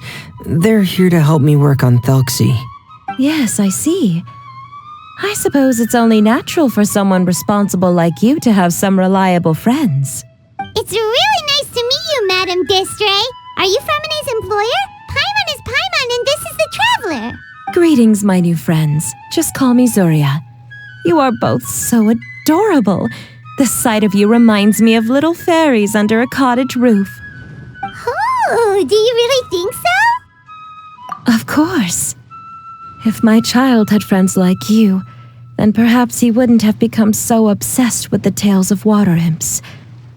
And I wouldn't have had to trouble Fremene here with this commission. Obsessed with the tales of water imps? Ah, so you don't know anything about my request yet? I would have thought Fremene had explained it to you already. Well, Fremene told us that it was a private matter, so he didn't want to just share it willy-nilly. I see. So Monsieur Fremene is even more discreet than I had thought. As you are assisting him with the project, I believe it'll be beneficial for you to learn more about its vision and history. But it would be quite impolite of me to simply pile all of my troubles on you without your permission. So, would you like to listen to my story? Sure, you can tell us anything. You've already said nice things about us, so we'll try our best to help you get through your troubles. Ah, what a lovely little fairy. Then let me think of a way to put my situation into words. I'm sure you're already familiar with it. Simply put, parents came up with a story, painting water imps as scary abductors in an effort to convince their children to stay away from the water. My child is rather special, however. While most other children are terrified of Thelxie, he's infatuated with him. Infatuated? With a water imp? What a brave soul. Yes, he told me that he thought the water imp might have just been misunderstood. In his mind, instead of singing to abduct children, the water imp actually sang out of a longing for companionship. As a result, he often goes near the water in secret. So he wanted to become friends with the water imp so it wouldn't be lonely any longer? What a unique way of thinking. Thank you, little Paimon. He indeed has always stood out from the crowd. He was actually diagnosed with loneliness syndrome when he was only 8 years old. It's a type of mental disorder. Those affected by it often feel extremely lonely and lose interest in many mundane activities. The syndrome is probably what made him so determined to become friends with the water imp. Oh no. Is it a very serious disorder? If you were to become afflicted with the disorder, Paimon, you would only be able to say less than a fraction of the words you're saying to the Traveler now. No! Paimon won't accept that! We would have to find a doctor to help cure Paimon. Paimon has a 2,000-word quota for daily conversations with the Traveler, and she won't settle for a single word less! The family doctor has already begun to treat my son, but since the disorder is rare, there aren't many good regimens for treatment. He's also developed some new symptoms lately, such as uncontrollable delusions. Huh? Uncontrollable what now? Uncontrollable delusions. To put it simply, he can no longer differentiate between fantasy and reality, and spends all his time in his fantasy world. Then what is he seeing in his fantasy world? It's a dream that he often mentioned to me when he was younger. I've compiled what I could understand of his recent rambling. It goes a bit like this.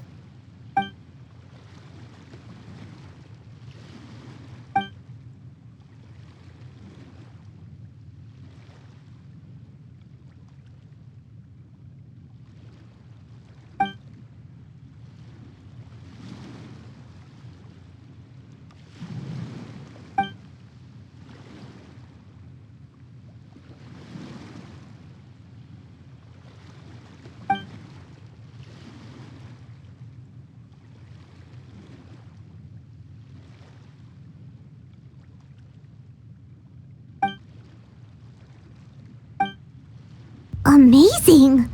Your son came up with all of this? He really crafted a lovely fairy tale world for Thelxie. It's like a beautiful dream. But perhaps no beautiful dream can ever last long. You see, the story ended with a twist.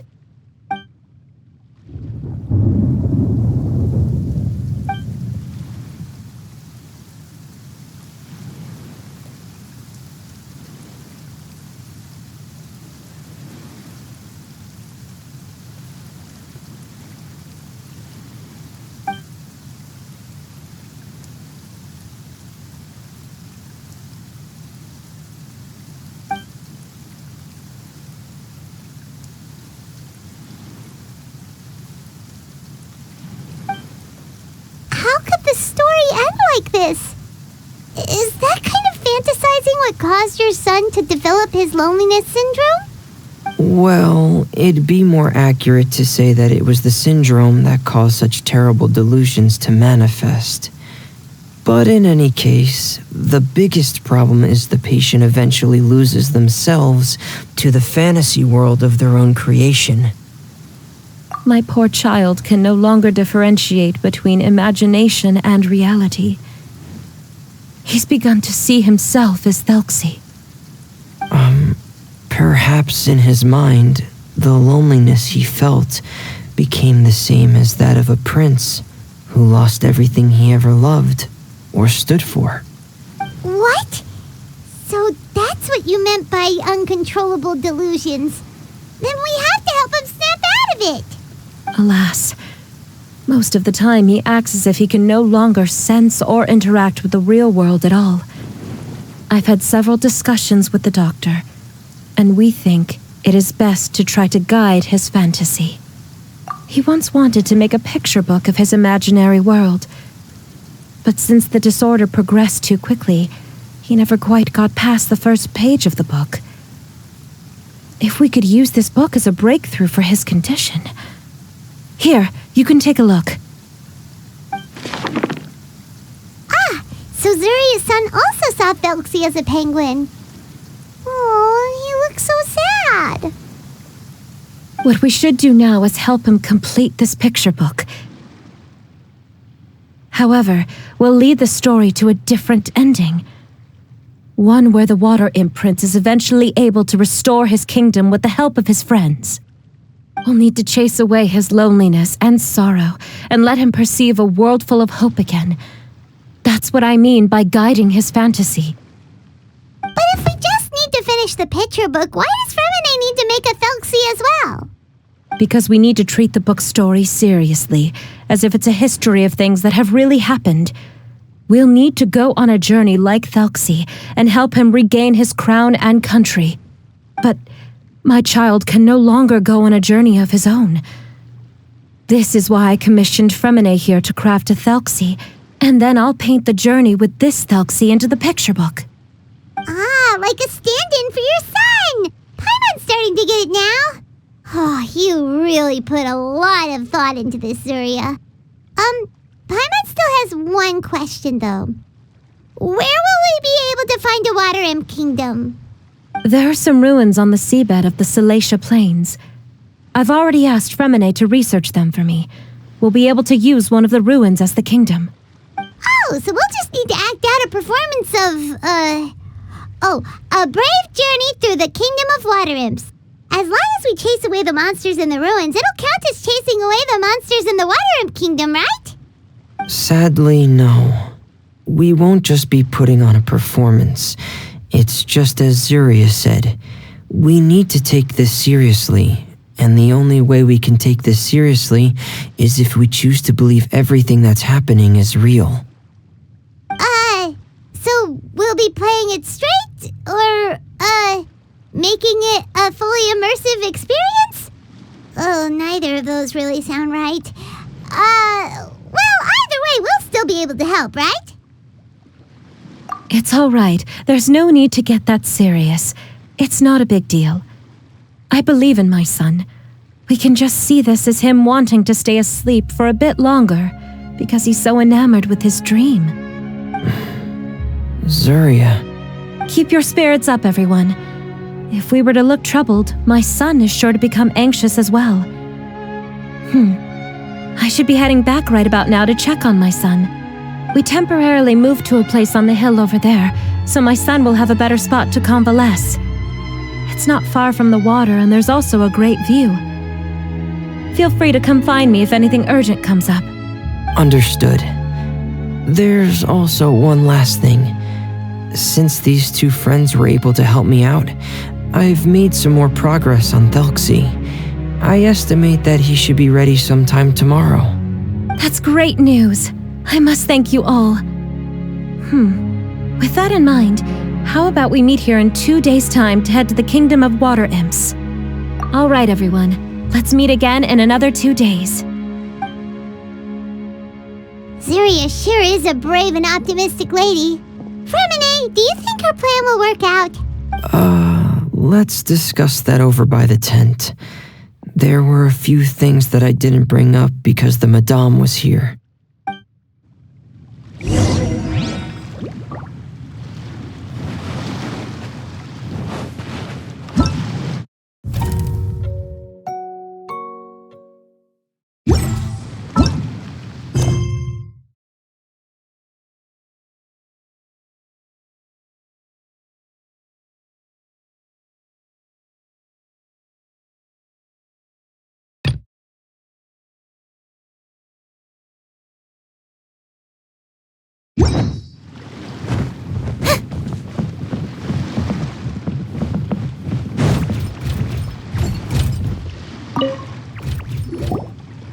What is it, Fremine?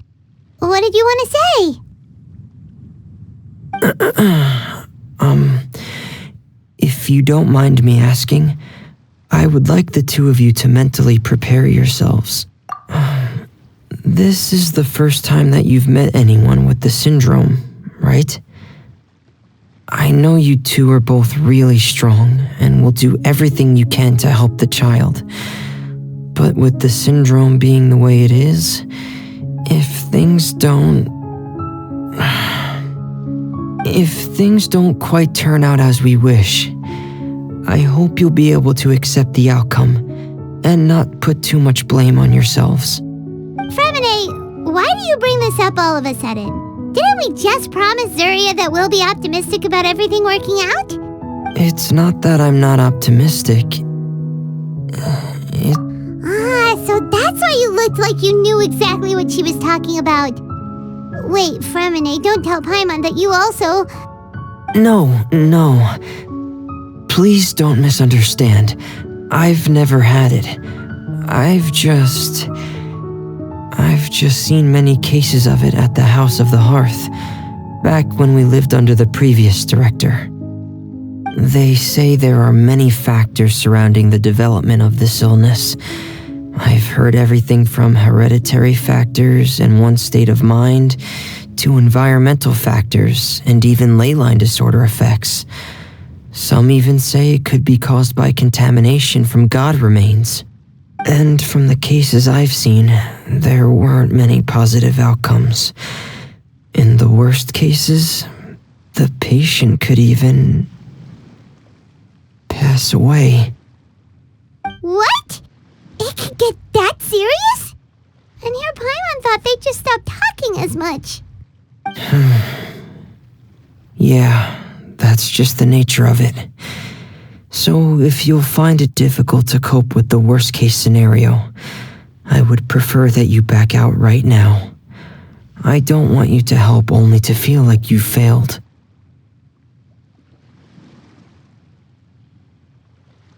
Yeah, that's right. Paimon's seen all of those things too. No matter how hard it might get, we won't be scared. Really? Then in that case, let's see this real-life fantasy adventure together to the end. Yeah!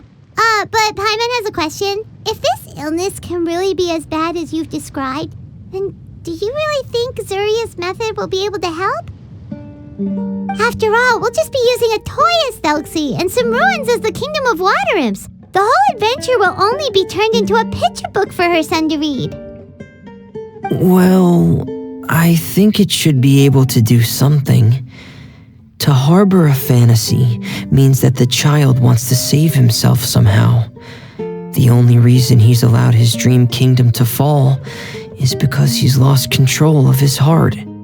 But if we can help him regain control and escape from the darkness, we'll be able to change his world. Like helping someone who's lost their voice be able to speak again. Oh, Paimon sees what you're saying now. Huh. How do you understand all of this so well, Fremine? Well, maybe because I've also had many of my own dreams in the past.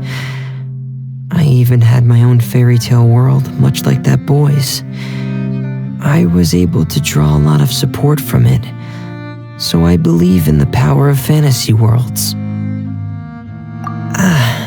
So you remembered. What Penguin Town? Why doesn't Paimon remember? Is that also a fairy tale world? Don't leave Paimon in the dark!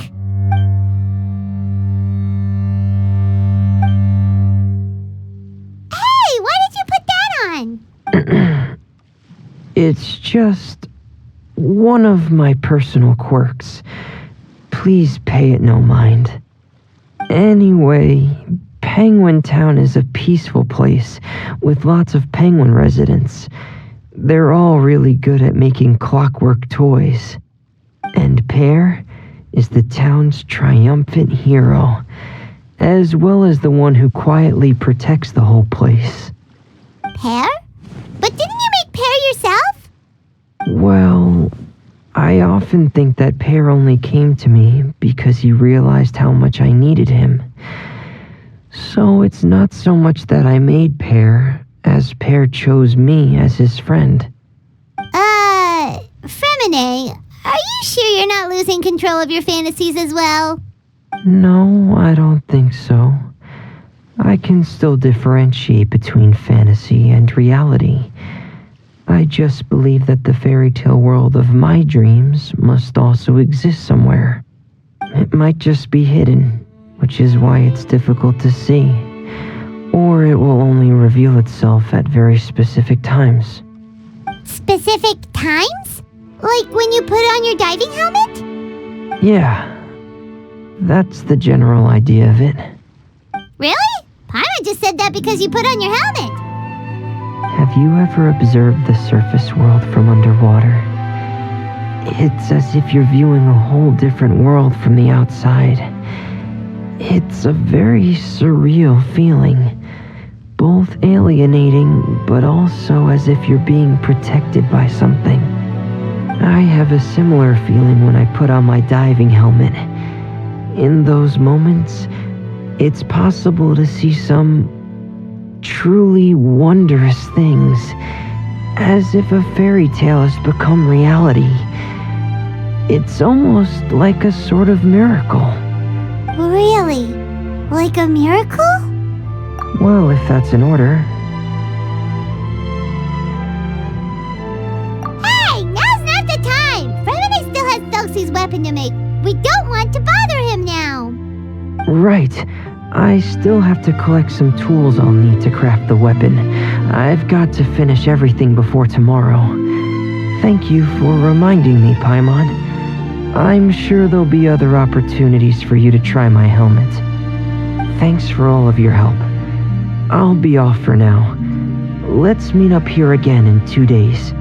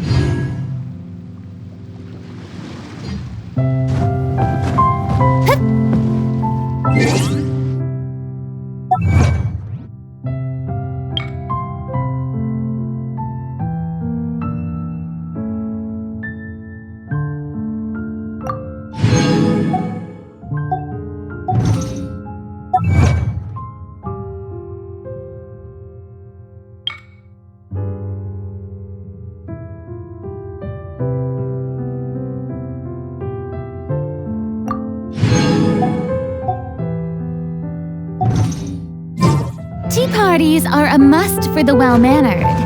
If you'd like to learn the proper etiquette,